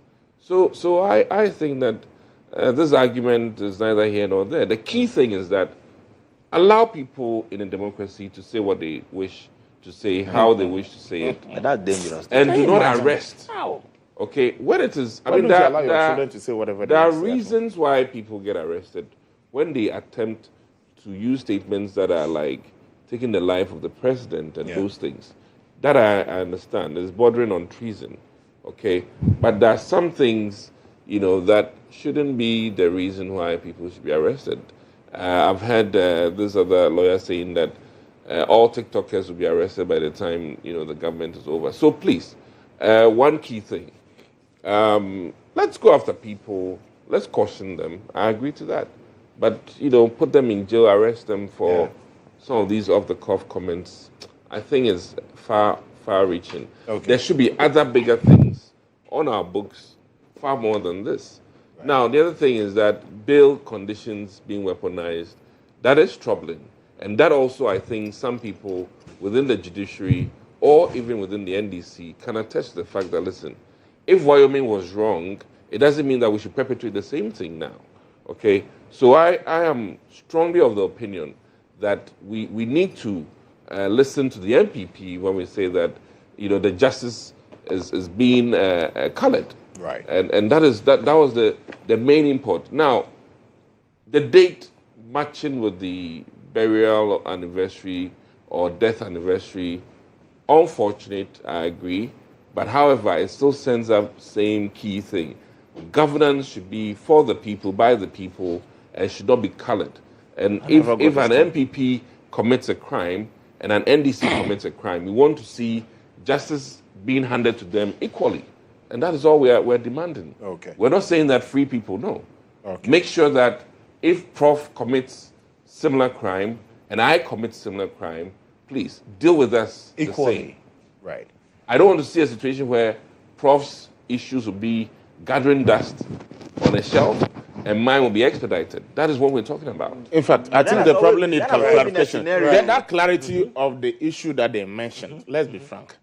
I don't know why people are bent on destroying the personality of Joseph Yamin. I don't understand. See, and because the issue is currently being handled by I don't want to. Okay. But now let me tell you. We need to go. We need to go. We are out of time. Look, Manasseh says that. I think Ghanaians, people should be grateful. The MPP should be grateful that it is President Mahama who is president of this country. Again, thank you so much. You people should be grateful. Prof. Anakware is Deputy CEO of the EPA. Richard Suma, Deputy General Secretary of the UP. And of course, Dr. Dixon Adumakokisi, who is a former of Parliament for Anya Soto. Gentlemen, thank you so much for coming. Now he has cornered you. Well, we'll take a breather. When we come back, we'll have a conversation on oil, Africa Oil Week for you right after this break. Stay with us.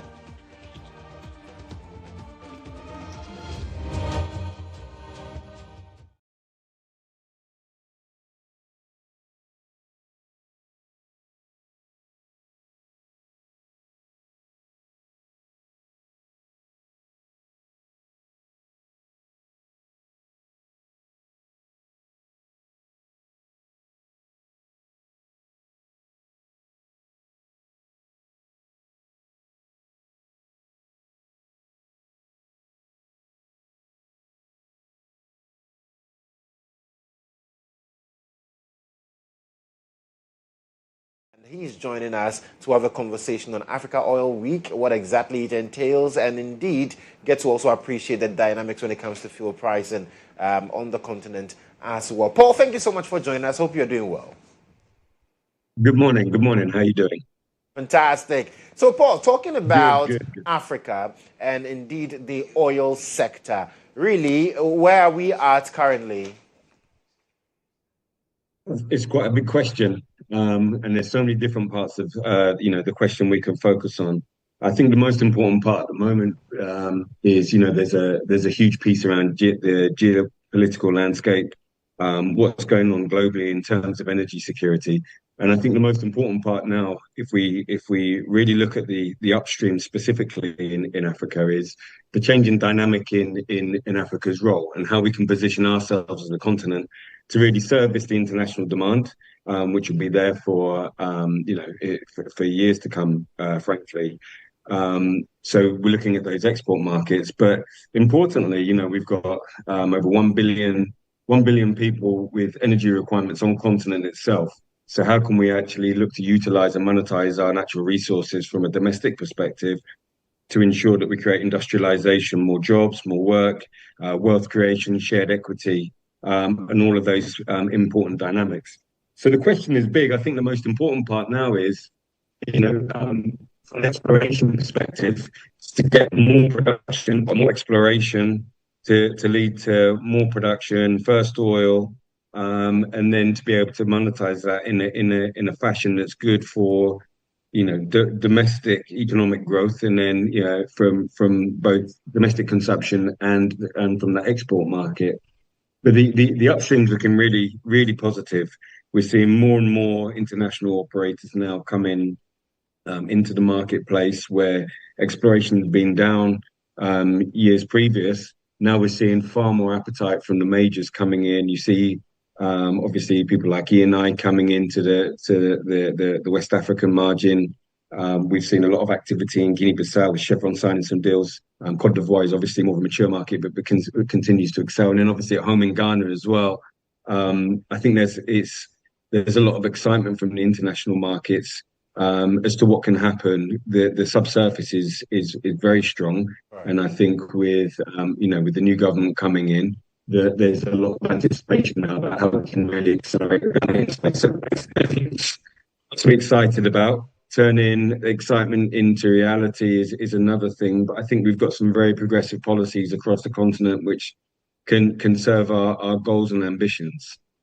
But let's talk about Ghana, because indeed, yes, the continent is getting really exciting on the continent, but Ghana as well. We've talked about quite a lot of things here in terms of how we can also reduce the import of petroleum products, because at the end of the day, we are actually exploring here, but then the refining ability is where we've had a bit of challenge over the years to meet local demand. What do you make of the industry here?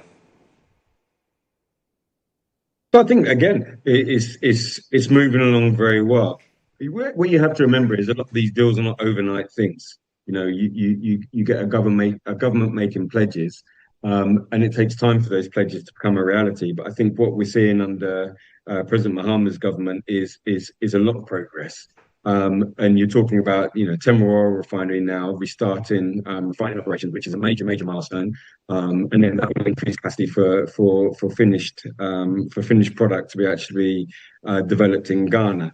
So I think again, you know, I think this it's small but very important progressive steps, and we're seeing those progressive steps being taken from the government at the moment. And I think, you know, a lot of praise needs to be given to President Mahama's government, to Minister Jinapor's portfolio, based on the fact that we're actually seeing that action. They're not just loose words trying to persuade people that change will come. We're actually seeing that change being made, both in the upstream and both, you know, from a refining capacity perspective, with what we're seeing at Oil refinery or Tor. So I think again, small steps, progressive steps. And very positive steps, but we're starting to see, you know, the green shoots of recovery from both an upstream and downstream perspective, from a government which is trying to initiate powerful policy and strong policy, which is competitive and attracts those petrodollars in, so we can make positive change over time. So clearly, we are in the right direction. Oh, 100%, 100%. Progress is always the right direction, right?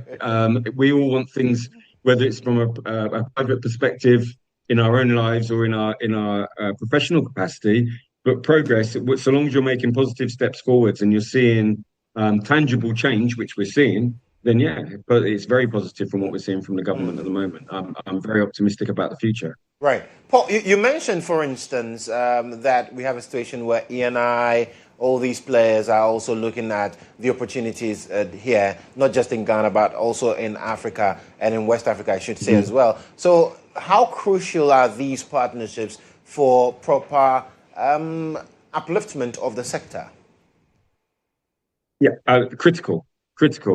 And I think, you know, we're talking about a lot of these deals. What we're seeing now is re-emergence of the African upstream. Right. And so when you look at the subsurface, the transform margin, and you see the conjugate margin and the analogues between what some of the exciting things that are happening in Ghana and Suriname, we're seeing now an upstream where, you know, the likes of ENI, Chevron, Shell, and all of the majors, they're signing deals across that margin, across the West African margin, and the Atlantic margin. So it's a very exciting time. I think the most important thing to really focus on now is, whilst the geology is good and the subsurface is really exciting, I think it's it's the above ground, the policy making, that makes it more competitive, that we're seeing the biggest shift, which is making it more commercially viable for these companies to come in. And we're not just talking about, you know, the majors. We're seeing a resurgence from Nigerian operators, indigenous Nigerian operators like Seplat, like Owando, like Chappelle, who are also looking to expand their portfolios. So again, really exciting time. And in answer to your question, those relationships are absolutely critical. Absolutely critical. We need to be attracting, you know, those petrodollars into Ghana on continent, so we can see, you know, an acceleration of exploration and production continent-wide. Now, the unrest in the Middle East, I mean, the U.S., Israeli, Iranian conflict, it has torpedoed a lot of projections that a lot of us had, in fact, governments had, going into the year. And with that also, leading to the skyrocketing prices we're seeing of Brent crude and all of that. How does that impact the sector? Hugely, and I don't think that's just that's not just an issue surrounding Ghana or Africa. That's a global situation, which is why we're reading it on every major news channel around the world. Right? Is from your Al Jazeera's through to your CNNs, through to domestic media outlets, all talking about the same thing. These things are impacting households, right? Fuel prices will continue to impact how we live our day-to-day routines. Yeah. But it really reinforces the argument for Africa to develop more of its own resources, to be that risk-adjusted opportunity outside of the Middle East. If you're looking like the Straits of Hormuz, Iran, and what's happening in the Middle East, the West Africa upstream market and from an exploration and production perspective is easily accessible for international markets. So now's the time for us, really. Our biggest challenge is going to be time. These are big projects we're talking about. But if we can get more projects on stream, utilize everything more fuel sources more domestically, but then become the export partner of choice, then geographically we're in a really strong place. So it's all about getting to market as quickly as possible and being, as I say, a risk-adjusted supply base of choice as all of the geopolitics unfolds internationally. Africa can play a major role in the global demand scenario. So now, Sinclair, talk to me about Africa Oil Week. What is it all about? So Africa Oil Week, yeah, it's an incredible platform. Africa Oil Week's been around, it's its 32nd year. Traditionally, it had been held in Cape Town. My business, Sankofa Events, bought Africa Oil Week about 3 years ago, and we decided to move it, being an African event, and move it around the continent. So people can access new markets and see, new places to originate projects. So we brought it to Ghana. Last year was our maiden outing. We had 1,450 executives flying in. It brings in around $10 million in business tourism to the city of Accra over a course of 1 week.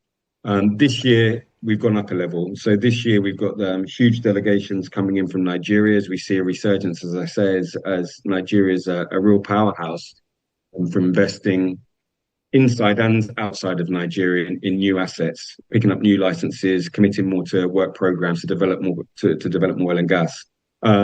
Equally, we're seeing great delegations coming in from people like Murphy Oil, as I say, Shell, Eni, BP, GHOne. So I think from the 31st of August, you can see AOW being a truly global platform that's serving our region and 54 countries, but really bringing tremendous value into Accra, both from a business tourist perspective, but also to develop our energy sector as a whole.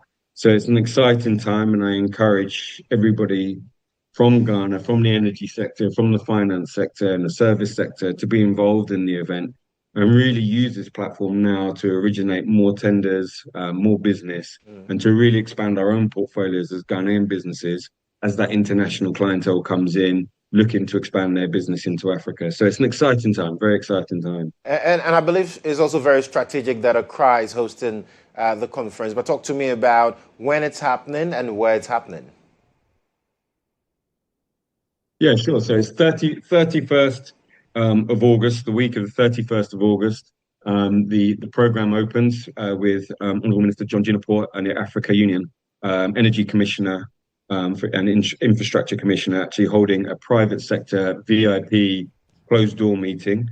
And then His Excellency President Mahama will be opening the conference on the 1st of September, following a really exciting Exxon Ghana dinner with the Ministry and AU before.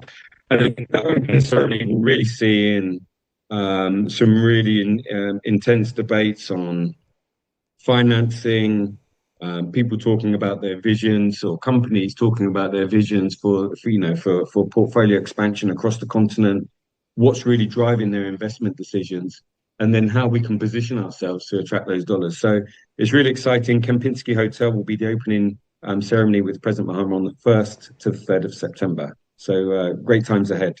Absolutely. Well, Paul, thank you so much, Paul, for speaking with us. We're excited about it, and we look forward to being there as well.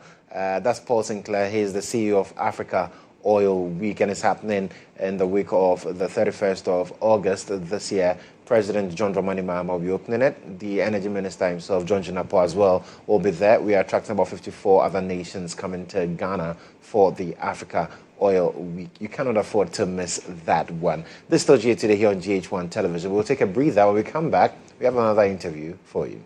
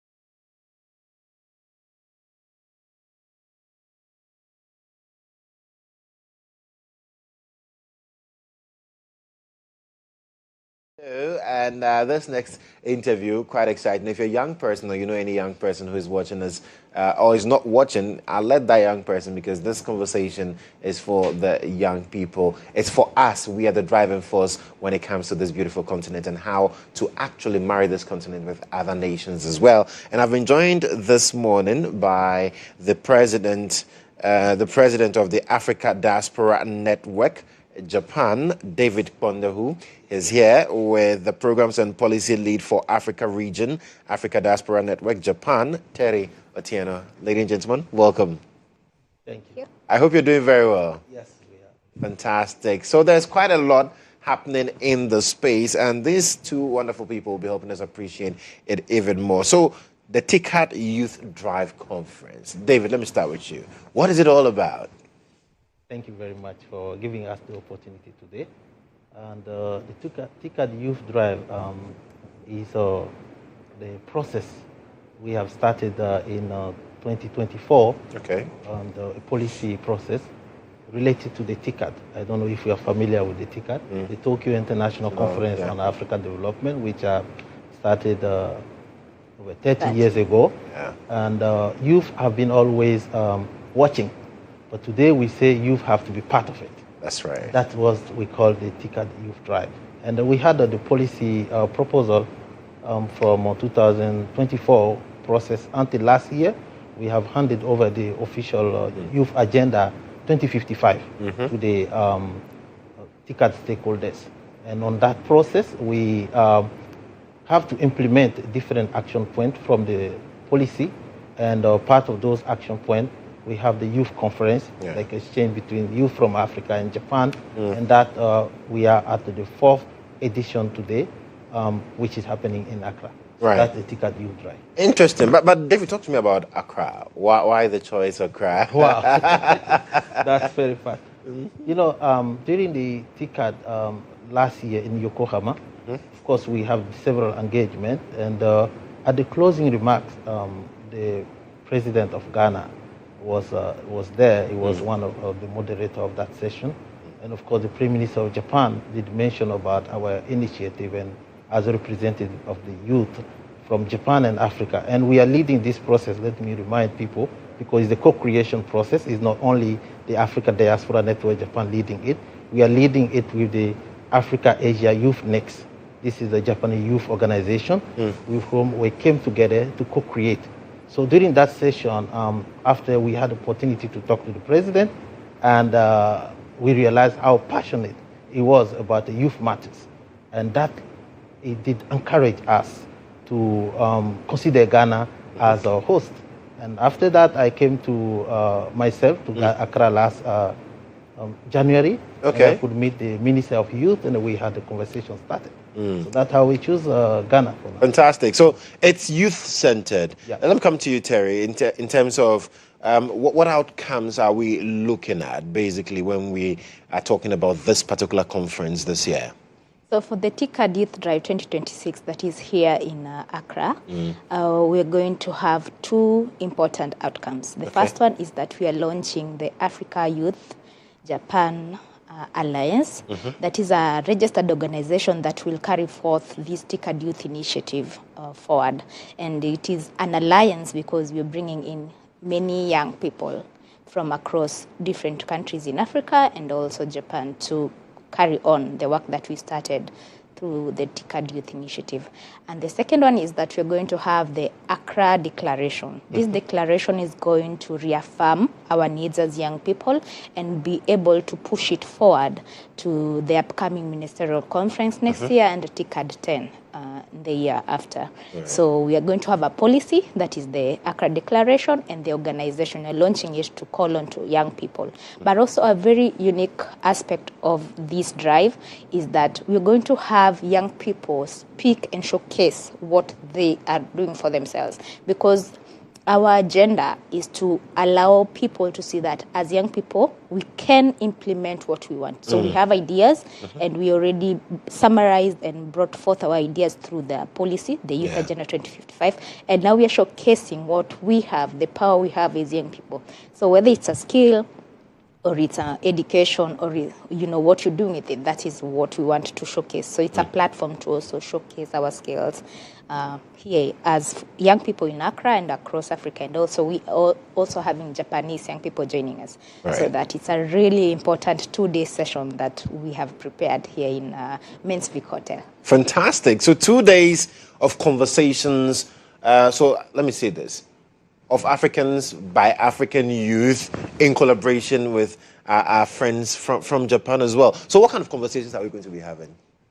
This time around, I actually have to take a step back and talk about the fact that we're using the word drive and not a forum or a conference. It's a drive. Exactly. Absolutely. A drive means this is people coming together and working together to create moving together. Exactly. So just as the name, it means it's a platform where you're coming to bring us what you do in your organization. Do you have t-shirts? Do you have an organization plan or a project to bring in together to show it? And then you have capacity building sessions. That's very important. Instead of young people coming together to just, sit and hear from other people.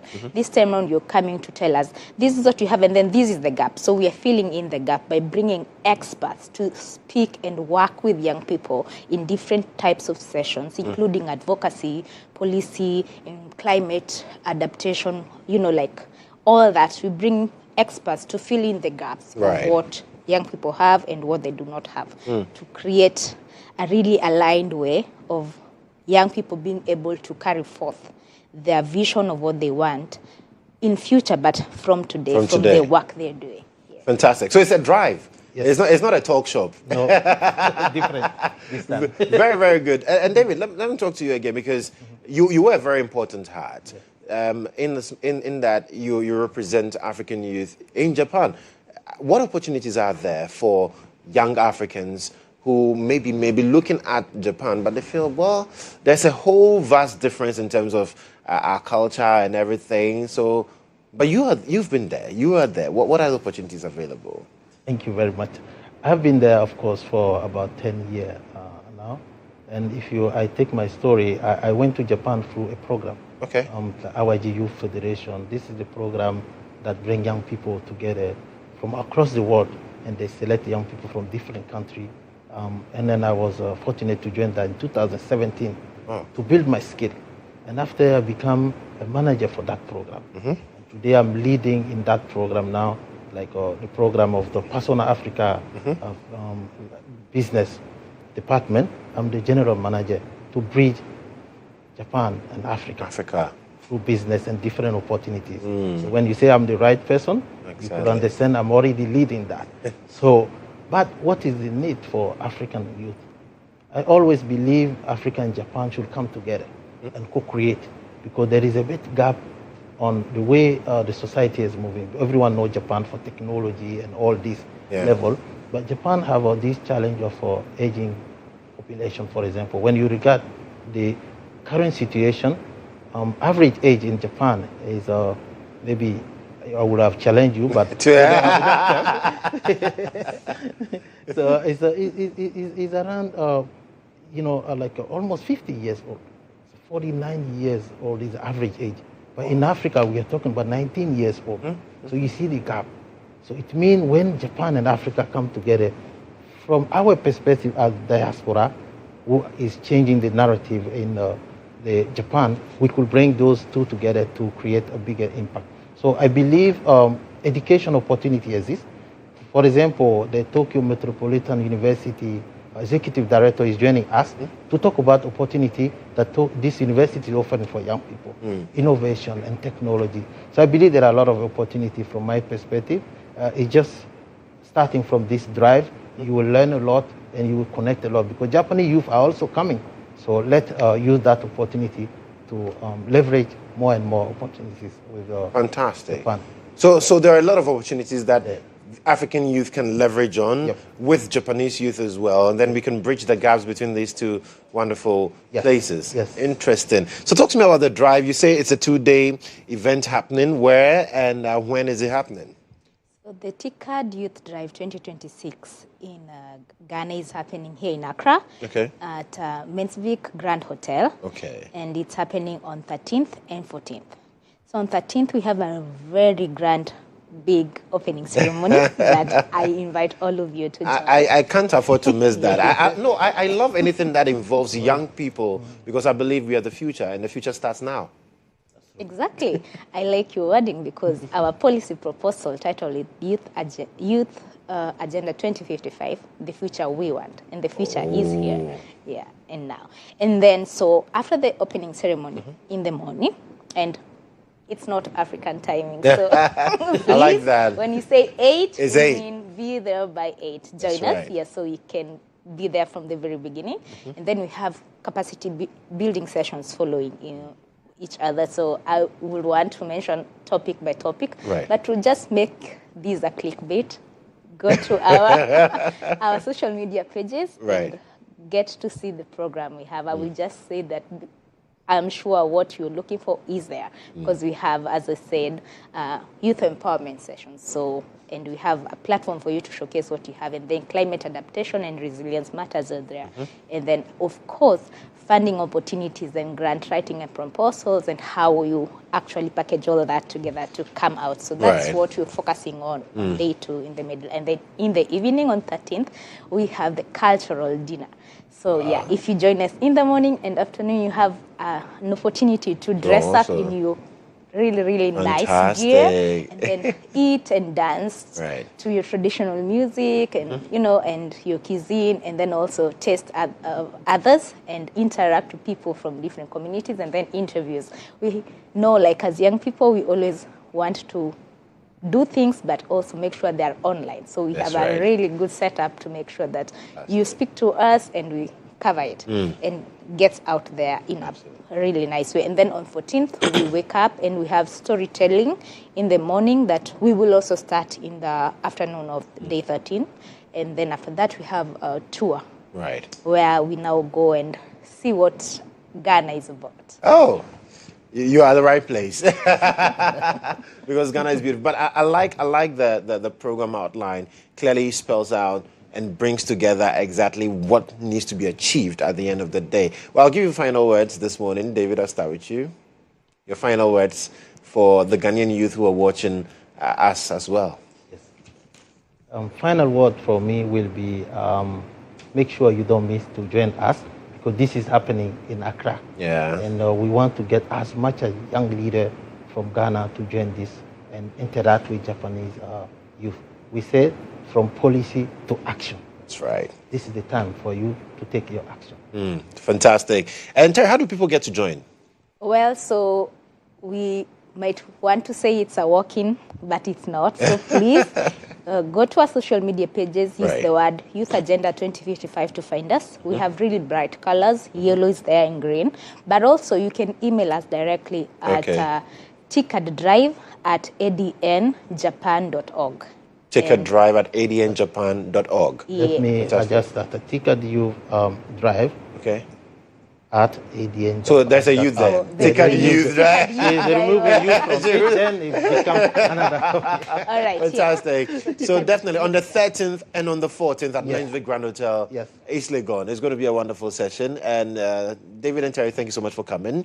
I want to be a part of it. I want to be a part of it. So I need to be there. We're giving you our business card. Please, you need to. You need to. All right. Thank you so much for coming. And I'll see you on the 13th and on the 14th as well. It's the Ticket Youth Drive 2026 happening here in Accra on the 13th and 14th. If I were you, I'll just take my calendar and mark those days. They are very busy days you must take out and be a part of this if you're a young person, because networking opportunities are available for you as well.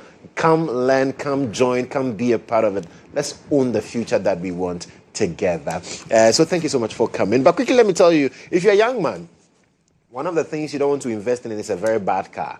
Because if you get a bad car, you're going to spend so much money, you waste all your life savings on a bad car. And that is why you need to move to EBA Motors this morning, because they say they are bringing you all the cars that you need, from budget-friendly ones to the luxurious ones, from the Range Rovers, the Hondas, and all the vehicles that you actually love to drive. EBA Motors say they've got all of that for you at their showroom. So quickly get to Dansoman Roundabout, whether you want a Mercedes-Benz, Range Rover, a Toyota, a Honda, you name it. Just visit them today at Dansoman Roundabout behind the Golf Filling Station. You take your right, they're just there. And so quickly visit them and call 0206 724 872, 0206 724 872, or 0206 724 883. EBA Motors, driving excellence, delivering value, and they're your trusted name for all the brands in vehicles that you like. Now, you see, sometimes we have been told to eat healthy,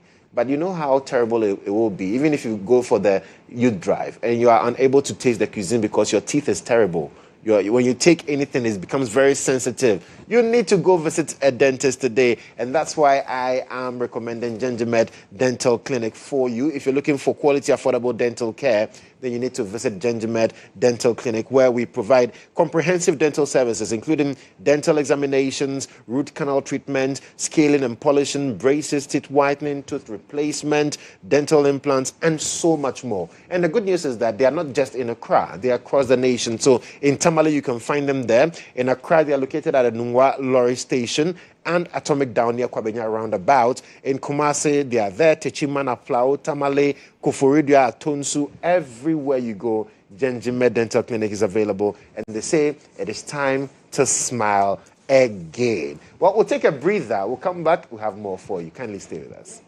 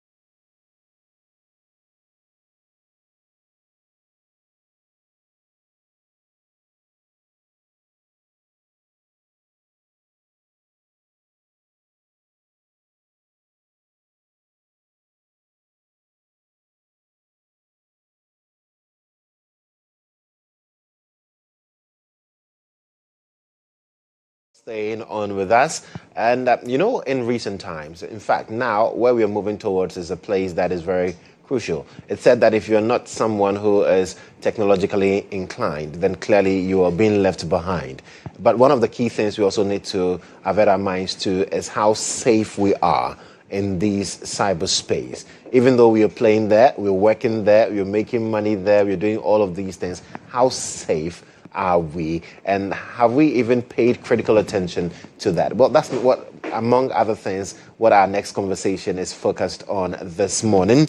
And it's a huge privilege to have in studio a man who's seized with the knowledge in the sector. Well, he's done it for years. He's been there. He's still there. He's doing great things there. He's the Chief Executive Officer of Blue Waters Technology Group, and he wears so many hats. And it's a privilege to introduce to you James Austin Bino. James, welcome. Thank you. How are you doing? I'm doing fantastic. 1 week in Ghana, and I'm loving your country. Well, I've not heard anybody from your country ever come to Ghana and say, I don't love Ghana. Because there are so many similarities. No, so many similarities culturally and across the board. Absolutely. But your experience in the cyberspace, phenomenon. But when you look at how we look at the cyberspace, what are we not really paying attention to in terms of the threats that it poses? Yeah. Well, let me first begin by saying that the foundation in any country of being able to respond to cyber threats is having good legislation, good policies at a national level. And I must say, Ghana is doing fantastic in this space. Right. When you look at all the number indicators that you'd want for a country in terms of is it doing the right things in cyber, Ghana is doing it. Now, it's one thing to put it on paper. Now, it's another thing to bring it into practice. That's it. So I think that's where the conversation begins. How do we go from legislation into actual practice, not just in our businesses, but also in our homes? So I think that's where this conversation begins. And I think that things like artificial intelligence just accelerate the conversation in this critical space that the whole world is facing with. Nothing unique about it with regard to Ghana. Quite interesting, because for the African perspective, there are a lot of people who hold the thought that, yes, we are digitizing. In fact, the agenda is there. Almost every African country is moving towards digitalization, but then we are not paying attention to the security. Is that an honest and a right judgment? Maybe not completely. I would put a different twist on that. Okay. I think that some of us think that sometimes being cyber safe is just about having the right tools or technology in place.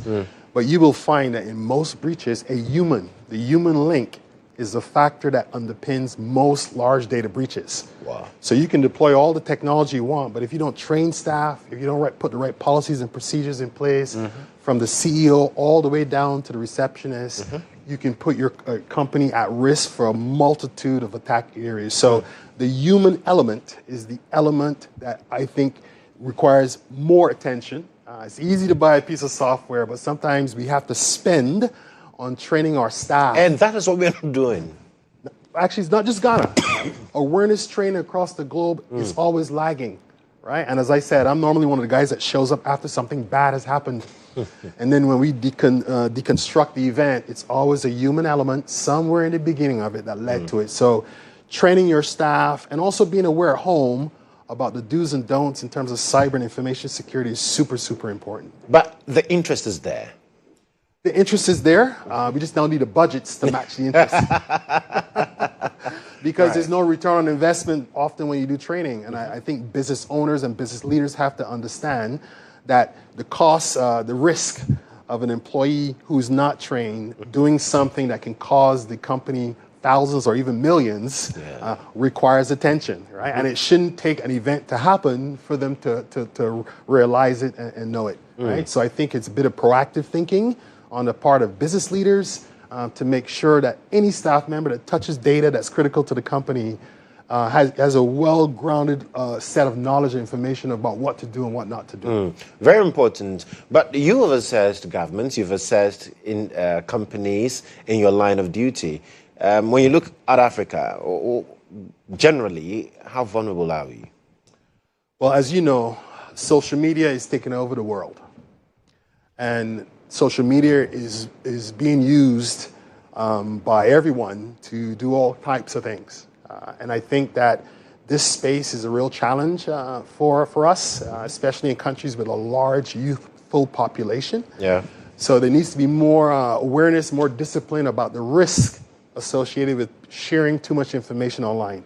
And today with artificial intelligence, it's super easy for a hacker or a malicious actor to be able to triangulate your likes, your dislikes, so they can send you something malicious that you will click on, right? When you post that you love Arsenal, for an example, guess what? You'll get a free ticket to Arsenal game at a flight to London. Oh, I want to click on that, boop, and then you're off and running, right?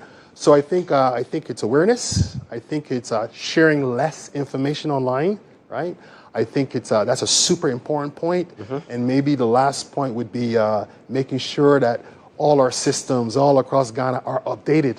Very often, many of us get a indication on our PC saying, update, new security patch. Yeah. And many people just click it, I'll do it tomorrow, I'll do it tomorrow, I'll do it the next day. But just remember that every time you click that button to the next day, you're giving a hacker more time to get into your computer, right? And these security patches and updates, they come out on a regular basis, in some cases monthly. So for the average person, in addition to the average business, keeping your systems updated with the latest security patches, which are all free, ironically, is super important. So again, it's about discipline. And when you get that message to say your system needs to be updated, you should update it right away. Right away. Because some of the issues that it will be fixing are addressing known issues that has happened recently in many cases. Oh, interesting. Now, you touched on a very important part about managing what we post online, because there are people who make a living by posting everything about them online. How do these people also navigate the space? Because there are people who are consistently streaming. So what they are eating, where they are eating, in fact, sometimes they stream live. So where they are at a certain position is what they put out there.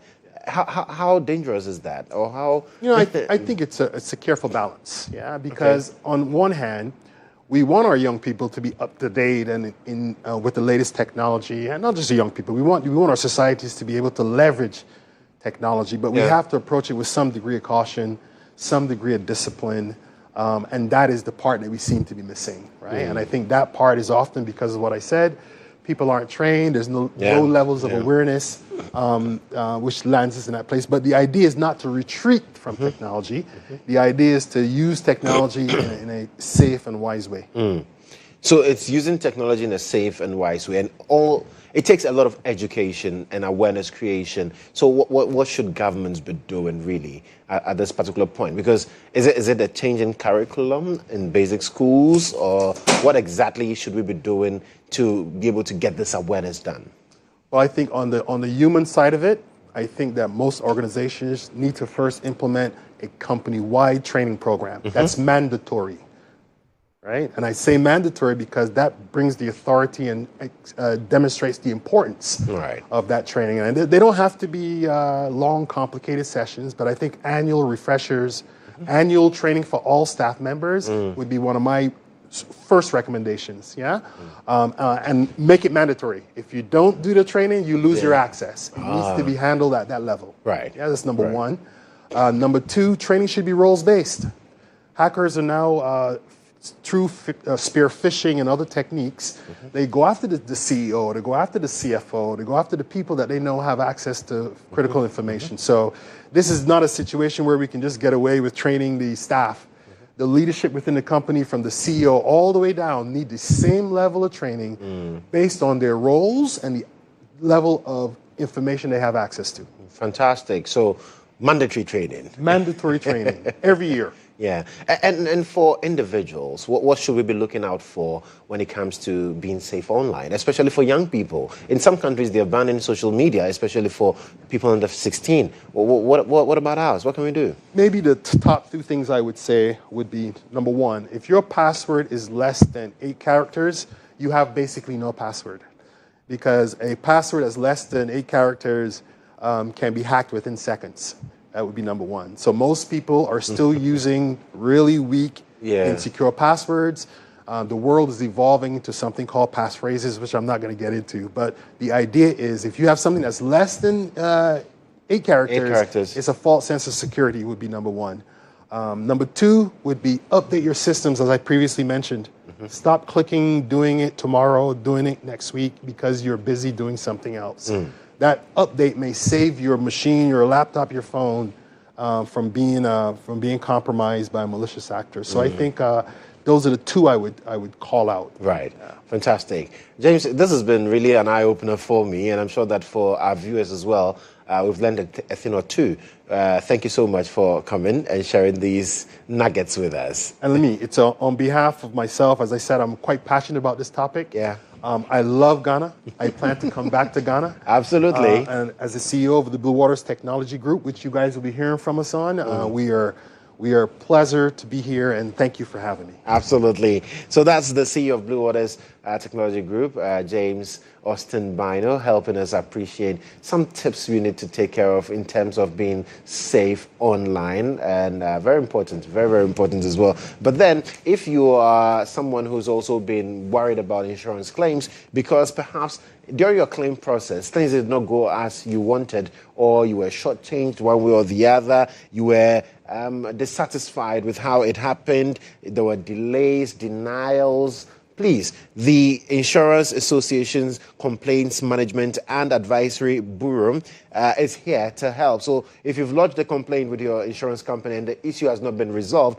well, you have the right to escalate the matter to the CMAB for an independent review. Now, the good news is that all the services they offer at the CMAB, they are absolutely free, and they're committed to ensuring that every complaint matters and that every customer receives fair, transparent, timely, and independent resolution of insurance-related concerns. So just call 0800-442-000. That is 0800-442-000 or 0302-251-091 or 29. Okay, so it's 0302-251-091, 2093 or 055-255-9698. Remember, when it comes to insurance complaints, you have a right to a very fair resolution, and that this message is brought to you by the Ghana Insurance Association through its Complaints Management and Advice Bureau, CMAB. But before we wrap up the show this morning, let's celebrate some birthdays. And this is from Sowason and family, wishing Na Gloria a happy, happy birthday. Na, do have a wonderful birthday. God bless you. Do have a very stupendous day. Enjoy. Happy birthday, Arnold Peku. May God continue to bless you abundantly as you celebrate another year of life. May this new age bring you greater opportunities, good health, wealth, wisdom, happiness, and remarkable achievements. And this is from Francis and the entire E-Lighting team, wishing you the very best of today. Happy birthday to you, Eric Ikwamwa Sante of Ghana Education Service, Lada de Kotopong, and a native of Wasatieku, and it's from your parents, Auntie Amanya Akwa, Mr. Ikwamwa, and your siblings, Doris, baby Nana, and Ejako, wishing you a happy birthday.